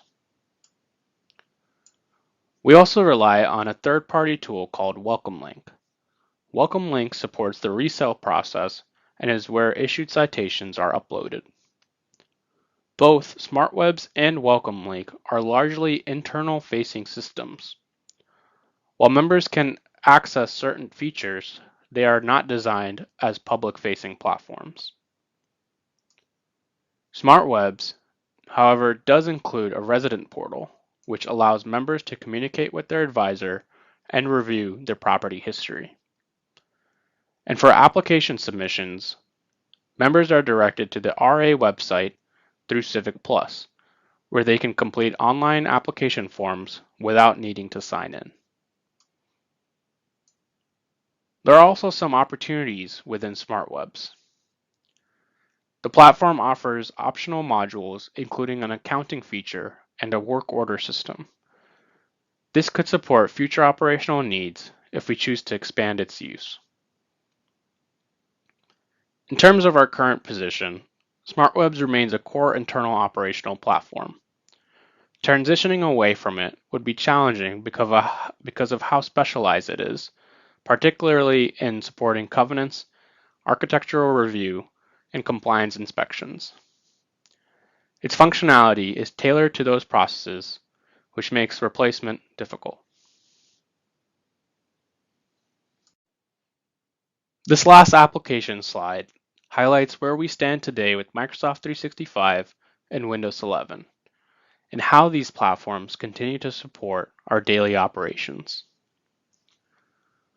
Reston Association will continue to build on our Microsoft 365 environment, using the applications we rely on today, while also exploring additional tools that can further improve productivity, collaboration, and secure information sharing across the organization. Our core Microsoft 365 tools include Outlook, Teams, Teams Voice, Word, Excel, PowerPoint, SharePoint, OneDrive, and Azure services. These form the backbone of our communication and collaboration. These applications support everything from email and virtual meetings to document creation, data analysis, centralized file storage, team coordination, and identity management. They are deeply integrated into how our staff work every day. Security remains a major focus as well. Microsoft 365 provides strong built-in protections, including multi-factor authentication, conditional access policies, and data loss prevention. These tools help us maintain a strong cybersecurity posture and protect organizational data. On the workstation side, the majority of our devices have now been upgraded to Windows 11, with the upgrade cycle completed at the end of last year. This gives staff a more modern and secure operating system that aligns closely with the Microsoft 365 tools that we use. Windows 11 brings several benefits, including improved performance, enhanced security features, a more modern interface, and better integration with Microsoft 365 applications. These upgrades keep us aligned with current technology standards and ensure we are well positioned to support the continued evolution of our technology environment. Going into internal services, this slide provides an overview of our current cybersecurity posture and the major initiatives underway to strengthen our environment. One of the most significant components is our upcoming cybersecurity assessment. As we look for a vendor in 2026, we will conduct both an internal and external penetration test. An external penetration test simulates an attack from outside the organization, Essentially, it evaluates how well our perimeter defenses protect us from someone on the open internet. An internal penetration test assumes an attacker has already gained access to our internal network, whether through a compromised device or a malicious insider, and tests how far they could have moved within our systems. Together, these assessments give us a full picture of our vulnerabilities. After the initial tests, we will complete a remediation assessment to confirm that all recommendation fixes have been properly implemented. We're also continuing to strengthen our user training and awareness. All RA staff are required to complete a Know Before Security Awareness training, which helps reduce risks related to phishing, social engineering, and other user-targeted attacks. On the operational side, we partner with Red River for managed cybersecurity services. They provide ongoing monitoring, threat detection, and support across our infrastructure. We've also made significant progress in endpoint and network protection. Our Windows workstations receive regular patching, and we use Microsoft Defender and Intune to secure and manage devices. Cisco Umbrella provides internet-level threat protection, blocking malicious sites before they can cause harm. Azure AD Multifactor Authentication adds an additional layer of security for user access, and our cloud environments are continuously monitored for suspicious activity. All of these efforts work together to strengthen our overall cybersecurity posture and ensure we are proactively managing risks across the organization. This next slide outlines our upcoming work around AI, artificial intelligence, and Microsoft Copilot. First, our AI acceptable use policy has been fully drafted, and we plan to roll it out early in 2026. This timing aligns intentionally with the launch of Microsoft Copilot so that staff have clear guidance on responsible and appropriate use from day one. Microsoft Copilot itself is an AI assistant built directly into the Microsoft 365 tools our staff already use every day. It can help generate content, summarize information, analyze data, and support a wide range of routine tasks across Outlook, Word, Excel, Teams, and other core applications. Our rollout of Copilot is planned for early 2026. Once it is formally deployed to staff, we will provide training focused on how to use the tool effectively and the best practices that ensure it enhances productivity without introducing risk. We are also planning to leverage premium Copilot licenses. These licenses offer deeper integration with Microsoft 365, stronger reasoning capabilities, and access to more advanced models directly within the applications our teams rely on. As we look ahead to deploying Copilot and strengthening our AI capabilities, another major focus for 2026 is making sure our core systems and services are aligned, efficient, and fully integrated within the Microsoft 365 environment. That brings us to this slide, which outlines two key areas where we are working to maximize value and consolidate services. The first transition is moving from Dropbox to Microsoft SharePoint. This involves migrating all organizational files and folders into SharePoint so our document management is centralized within the Microsoft 365 ecosystem. It's significant effort because we need to carefully map existing Dropbox folder structures into appropriate SharePoint sites, but the long-term benefits are substantial. This shift eliminates our monthly Dropbox subscription costs and positions us well to take better advantage of Microsoft collaboration tools. This will require additional storage capacity and advanced governance within SharePoint. The second transition we have is shifting from Zoom to Microsoft Teams for all internal and external meetings. We already have a proof of concept with this model with the IT committee, which operates entirely through Microsoft Teams and Microsoft SharePoint. Consolidating communication and collaboration into a single platform simplifies workflows and reduces redundancy. Before fully transitioning, we'll work closely with the communications team and the board to ensure that teams can support the broadcasting needs required for board meetings. Once implemented, this move will also eliminate our monthly Zoom licensing costs. Both transitions will require careful consideration of how staff and external members utilize these applications. Ultimately, these changes will bring meaningful impact to the organization by reducing costs, simplifying our technology footprint, and creating a more integrated, efficient environment for staff and external members. Next, I will be walking through our 2025 annual plan item focused on generating a path towards single sign-on. Our primary approach is to evaluate what it would take to bring all association-used applications under the Civic Plus umbrella. This would allow us to streamline authentication, reduce the need for multiple passwords, and improve the overall user experience. We are also considering a second option, identifying a third-party identity management provider. This could give us more flexibility, especially for systems that may not integrate with Civic Plus. As we've outlined throughout this presentation, there are several barriers to fully consolidating our current applications under Civic Plus. These include technical limitations, licensing considerations, and the varying levels of integration support across our existing applications. Because of these complexities, staff plan to bring this topic to the IT committee for deeper discussion starting in February. The goal is to review the options, understand the trade-offs, and determine the most practical path forward.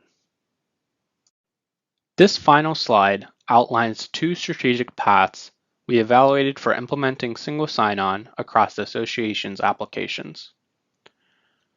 With discussions with the board, single sign-on has been a major priority, and our goal was to assess options in a way that balances member experience, operational needs, and long-term flexibility. Here I will be discussing the two options with their advantages and disadvantages. Option 1 is to migrate all of our applications into the Civic Plus ecosystem. The advantages here are straightforward. First, we gain a unified platform. Everything lives in one environment, which simplifies management and gives members a consistent access point. Secondly, Civic Plus would consolidate our data, bringing member information, website activity, and service interactions together all in one place. That consistency can be valuable. However, there are significant disadvantages Civic Plus does not offer, which are the same depth of functionality as some of our current third-party applications, so we would experience service reduction in several areas. In addition to the migration itself, it would be very complex. Rebuilding our processes, data structures, and integrations inside Civic Plus would require substantial time, resources, and operational change. Option 2 is to implement centralized identity management across our existing third-party applications. This approach preserves specialized applications that already meet our operational needs and allows existing workflows to remain intact. It's also a scalable model for new applications that can be added to the identity management system over time without forcing a full platform migration. The disadvantages, however, are primarily related to cost and integration. Centralized identity management may require licensing, consulting, or implementation fees upfront. And while many of our applications support modern authentication, some may require custom development to enable single sign-on, and a few may not support single sign-on at all. In summary, Option 1 offers simplicity through consolidation, but at the cost of functionality, and a major migration effort. Option 2 maintains our operational strengths and gives us more flexible long-term architecture, but it requires integration work and some upfront investment. This analysis gives us a clear understanding of the trade-offs so we can move forward in a way that best supports the association's long-term goals. As we close out today's presentation, I want to highlight the key steps that will guide us through the next phase of this work. First, we'll be seeking feedback from the Board of Directors in January 2026. Their input will help shape our priorities and ensure alignment with the association's broader strategic direction.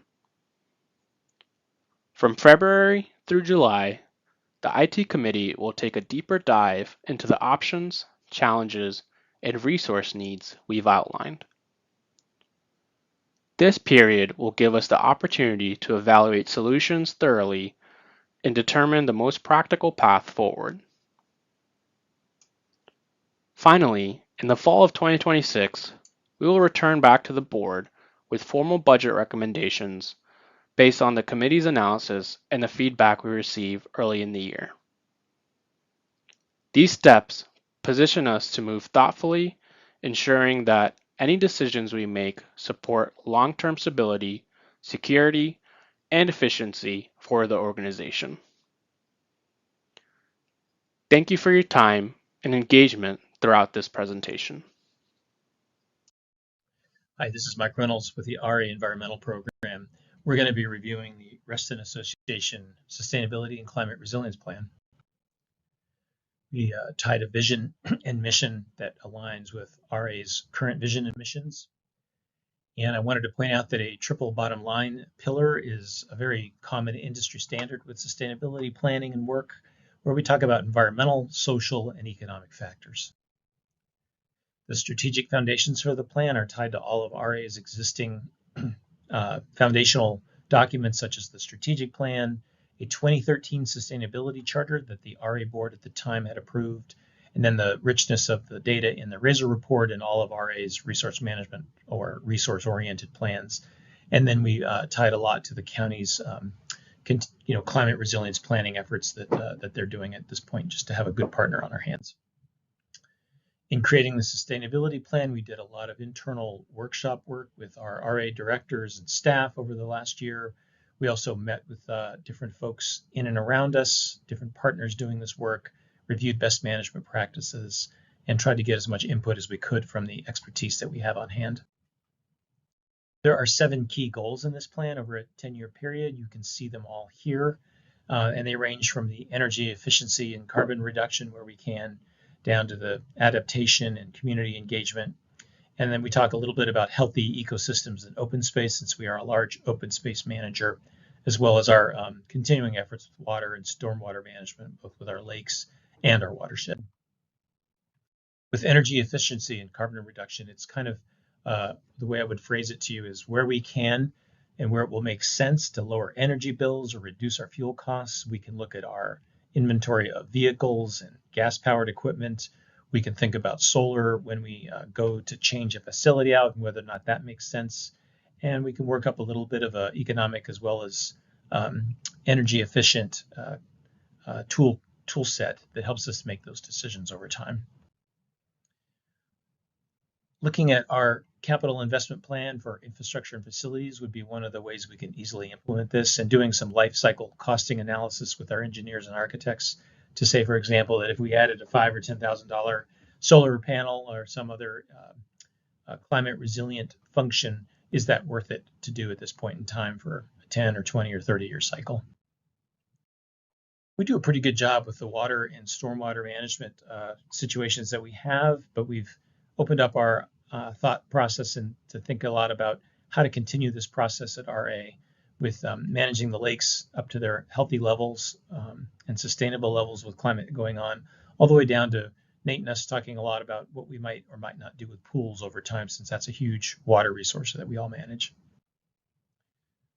Waste and reduction, we already do a lot of compost and recycling efforts in the community, but we can probably consolidate and do more of those holistically. There are ideas, for example, to bring in some different kind of composting facilities into the Reston area that might help with commercial folks transitioning a lot more. And then we would be able to use that in our gardens, which is be a very common circular practice. Maintaining and looking at our forests and our tree canopy, which is also an RA specialty, should be continued. We would want to work a little bit more on making sure our invasives and our forest health continue to be good by tweaking it because of the investments that you've already made. And then we would want to promote sustainable landscaping and community garden concepts with all of the clusters and other partners that make up the RA deed. And maintaining community engagement. Education is really critical. Working with the Covenants team perhaps on more green expos or things geared to the homeowners within RA. And then really thinking about our communication channels and working with Walker Nature Center's programming. When it comes to climate adaptation and partnerships, really the idea here is as climate might keep getting warmer or a lot wetter, how are our facilities designed for that? How are we managing that without having losses? And how do we make sense of it economically and environmentally is really the wise approach here. And just having that codified in a plan is very helpful, I think, in the decision-making process. So we also wanted to tie key performance indicators that can act like a thread that pulls over time and keeps all these goals together and keeps alignment and also makes us accountable and has a reporting mechanism. So there are 5 key performance indicators that we propose. I think on an annual basis, most of these plans around the country are reviewed and they can be easily added in and out. Tree canopy and open space is one of the bottom lines. And then of course the energy reduction by % decrease in RA electricity and gas consumption, the cost savings. We can calculate a carbon footprint. We're now experimenting with a greenhouse gas inventory tool that might be very useful in this respect. Some early wins and some actions that we could do. Certainly looking at the electric landscaping tools and our equipment conversions and then looking and working with Nate's team very closely on any kind of pool equipment upgrades. It's not a requirement. It would be something that if it makes sense, if we want to fund it, let's just be open-minded to it. We already mentioned waste reduction. The more we can do waste reduction and recycling and compost as a community with partners, the more we will reduce rising costs in this world, as well as also helping to expand our ability to have more compost both for common open space as well as the gardens. I mentioned tree canopy coverage, which offers both cooling and landscape and watershed health purposes, but also helps to, trees are a huge filter of pollutants as well as carbon and other aspects of the atmosphere that are changing. Making sure community participation is key. We can think about LEED type certifications in our CIP investments, for example, and then leverage partnerships to get more funding and to have shared outcomes would be a very healthy approach rather than doing it all alone. We'd like to shoot, as many communities are, for a zero waste kind of mentality towards 2040. We could do carbon tracking and cost savings, as I already mentioned, with the key performance indicators, and really the long-term natural and infrastructure systems being healthy is really the bottom line of what this kind of action is all about. So our next steps, if there aren't major problems with the draft plan, is to go ahead and do some stakeholder engagement, the refinement as needed. RA board can review and accept this plan as it wishes. And then if it does so, the staff implementation of the KPIs and projects tracking and reporting would be the next steps over the next decade or so. Thank you very much for your time and for your thoughtfulness on a sustainability and resilience program for RA.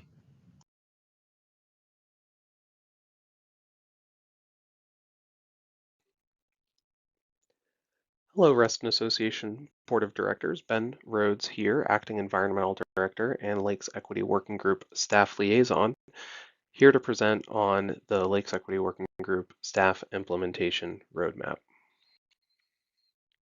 A quick bit of background: the LUG was formed in 2023 and first met at the end of that year and presented its final report to the Board of Directors in August 2025, during which meeting RA staff were tasked with the creation of an implementation plan.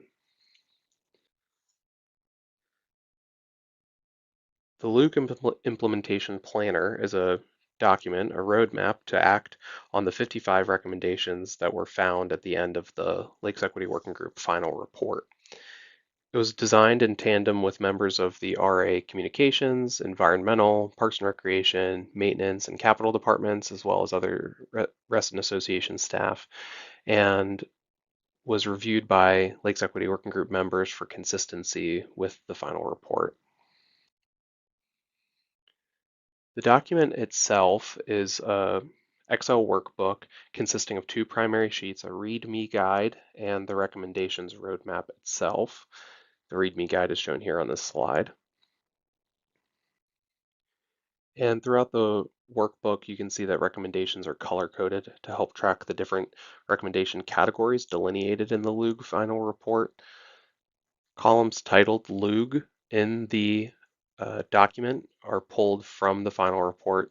So you can see here, recommendation category, recommendation goal, and recommendation objective are all pulled straight from that final report. Columns titled number, sub-number, and year/phase are meant to help sort the recommendations roadmap. You can either sort it by number and view the recommendations in order as they appear in the LUG final report, or by year/phase to view the implementation roadmap in order of implementation. So updates on the progress towards the implementation of the Lakes Equity Working Group recommendations will be given quarterly in the Environmental Department staff report, and I'm happy to answer any questions about implementation as we go along. And I look forward to answering your questions here tonight as well.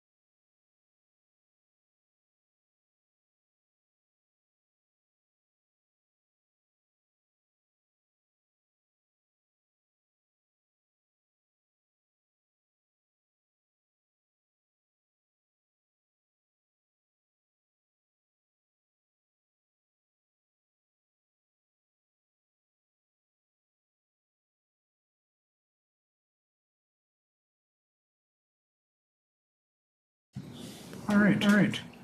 Thank you all if you're still sticking around after waiting for us to get through executive session. We have a couple of motions to take care of. Mr. President, I move to extend the meeting to 11:30. Is there a second? Second.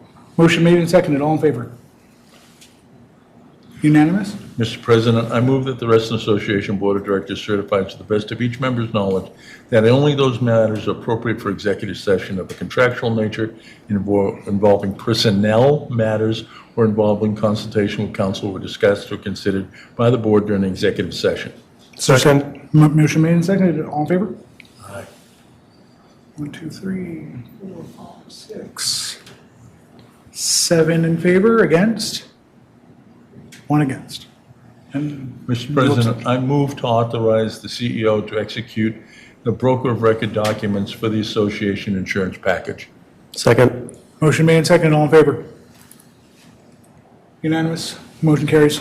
Mr. President, I move to approve, no, that, he wasn't here tonight, sorry. I move to approve Mr. Ravi for the position of member of the fiscal committee. Second. Motion made and seconded. All in favor? Unanimous. Motion carries. Mr. President, I move to approve Christine Eustace for the position of member to the Environmental Advisory Committee. Second. Motion made and seconded. All in favor? Can I clarify, it's associate member? Yes, Thank you. Okay. associate member. That's right. All in favor? Unanimous. Motion carries. Mr. President, I move to adopt the draft agenda for the February 26th meeting as published in the materials for this evening, taking off item G, which is the board calendar and the board budget calendar, G and H. It was the view of the three of us who had this conversation that those two matters should go on to the board meeting after the new board is sworn in.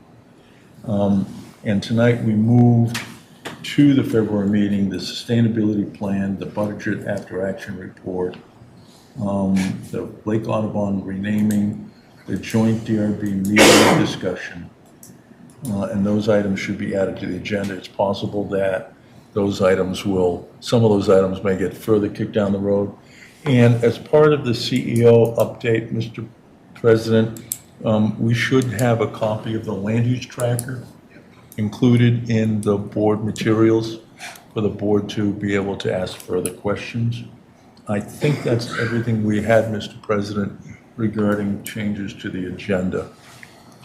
And I move to adopt that agenda. I see that Director Santa has her hand up. Don't we want the RTCN letter to come? You didn't Oh, mention it. that's right. Thank you. And the RTCN comment letter needs to be on that And then agenda also. DRB, I'm sorry? we didn't, DRB? The joint DRB. Joint DRB. I had that. I did You read did? that out. Okay, my apologies. Yeah, And the joint annual DRB plan meeting discussion. is going to be under the CEO update?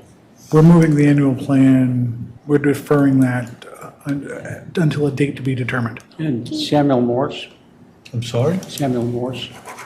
Still can't hear what you said. Samuel Morse, It's item on. H. It's already on. It's already there. Okay. It's already on the draft agenda. It's item H. And we're going to be inviting the applicant to come meet with us on that date. And if they can't, then, we'll do it at another date. Can I just ask something then? Since they're a guest, can they go right after volunteer interviews as opposed to making them wait? I have no objection. Okay. And I'm moving that, I'm moving the agenda as described. All right. Is there a second? Second. Motion made and seconded. Comments, questions? Director Juszczyk. I appreciate that we are trying to fit everything in that we can, but we keep failing miserably because every meeting we have staff prepare topics and information, and then as board members we study the information just to move items down the road.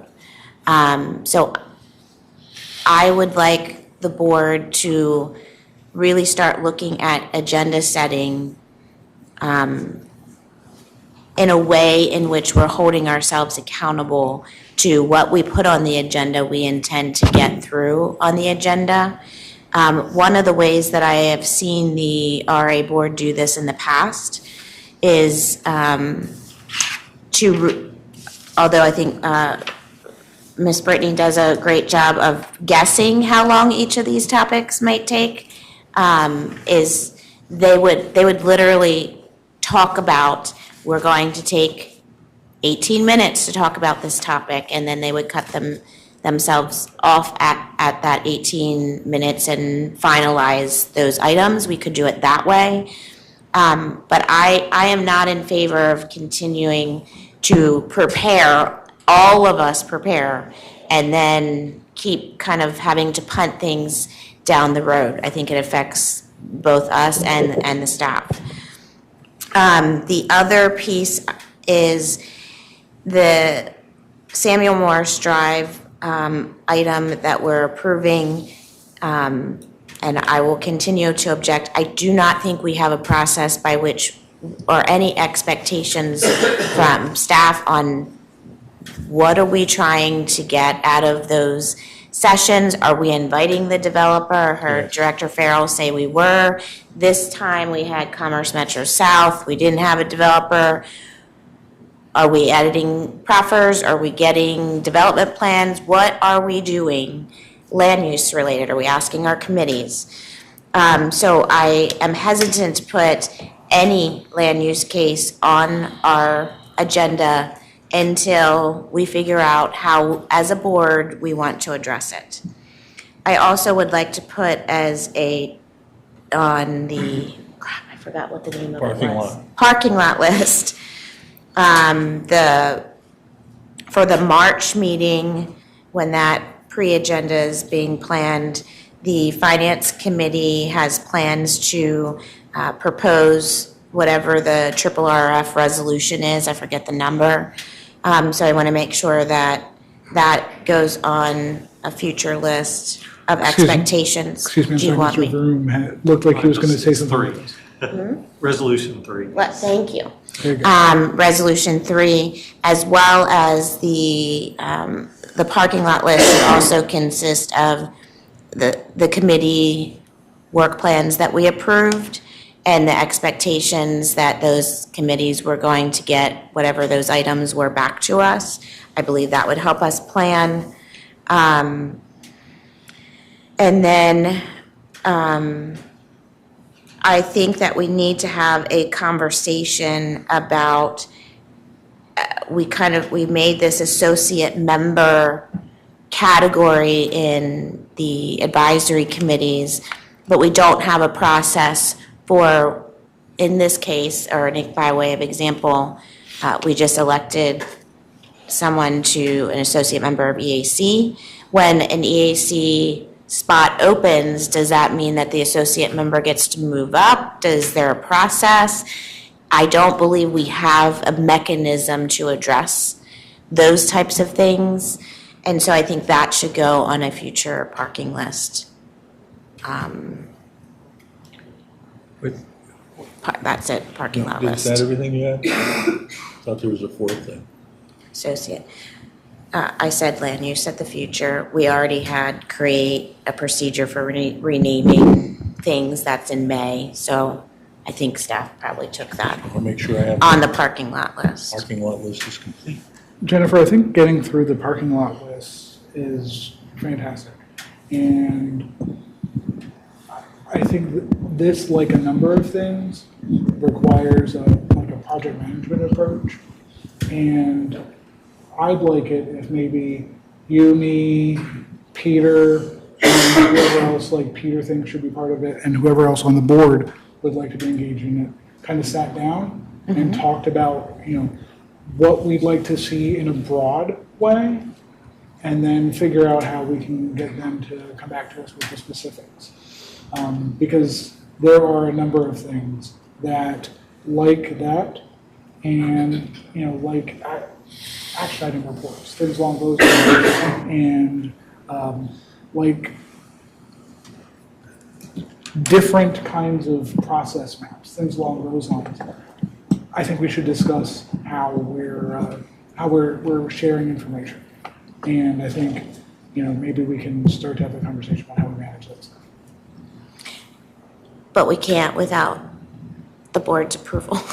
We can start having. I've sent emails for over a year. I sent one recently to you before the holidays. I can't remember exactly when. That while I appreciate that we've had this subgroup that meets to plan a future agenda, and the time that you guys take to do it, and your positive intent in getting us prepared, it's not whatever we're doing is not currently working. Yeah, what you shared with me, I then took and did like a fairly deep dive analysis of the entire list, and I'd love to share that with you and have that conversation. We've just been overcome by events for the past month, but now that we're in a place where we can have the conversations, I will shoot it over to you. And we can, like I said, we can start having this more broad conversation. But I took that very seriously and spent several hours creating a fairly detailed analysis of the entire list. So what I'm hearing is that you'd like to have a subgroup of the board work on this. Not necessarily something, just like an informal conversation first, and then see where we go from there. I don't want to formalize a subcommittee or anything along those lines.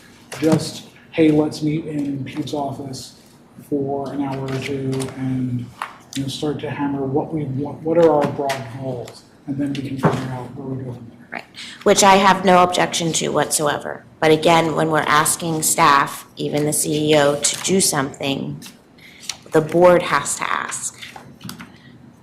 And so I'm happy to motion that anybody who wants to participate in the process from the board participate, but the board has to approve that. If we need to do that, or Pete could just invite us to his office. This could be very informal. But if you'd like to make a motion, I'm happy to entertain it. But we've got a motion on the table right now for the agenda. And after that's done, let's revisit it. Can I have a comment regarding the motion? Please.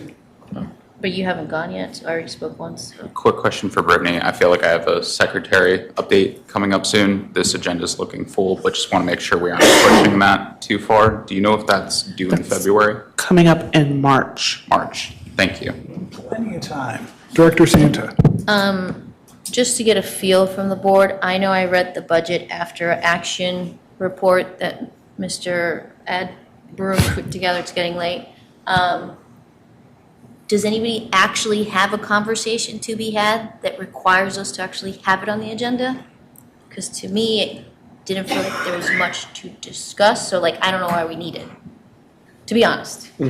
So I would amend the motion to remove the budget after action. I don't disagree with anything you said. Yep.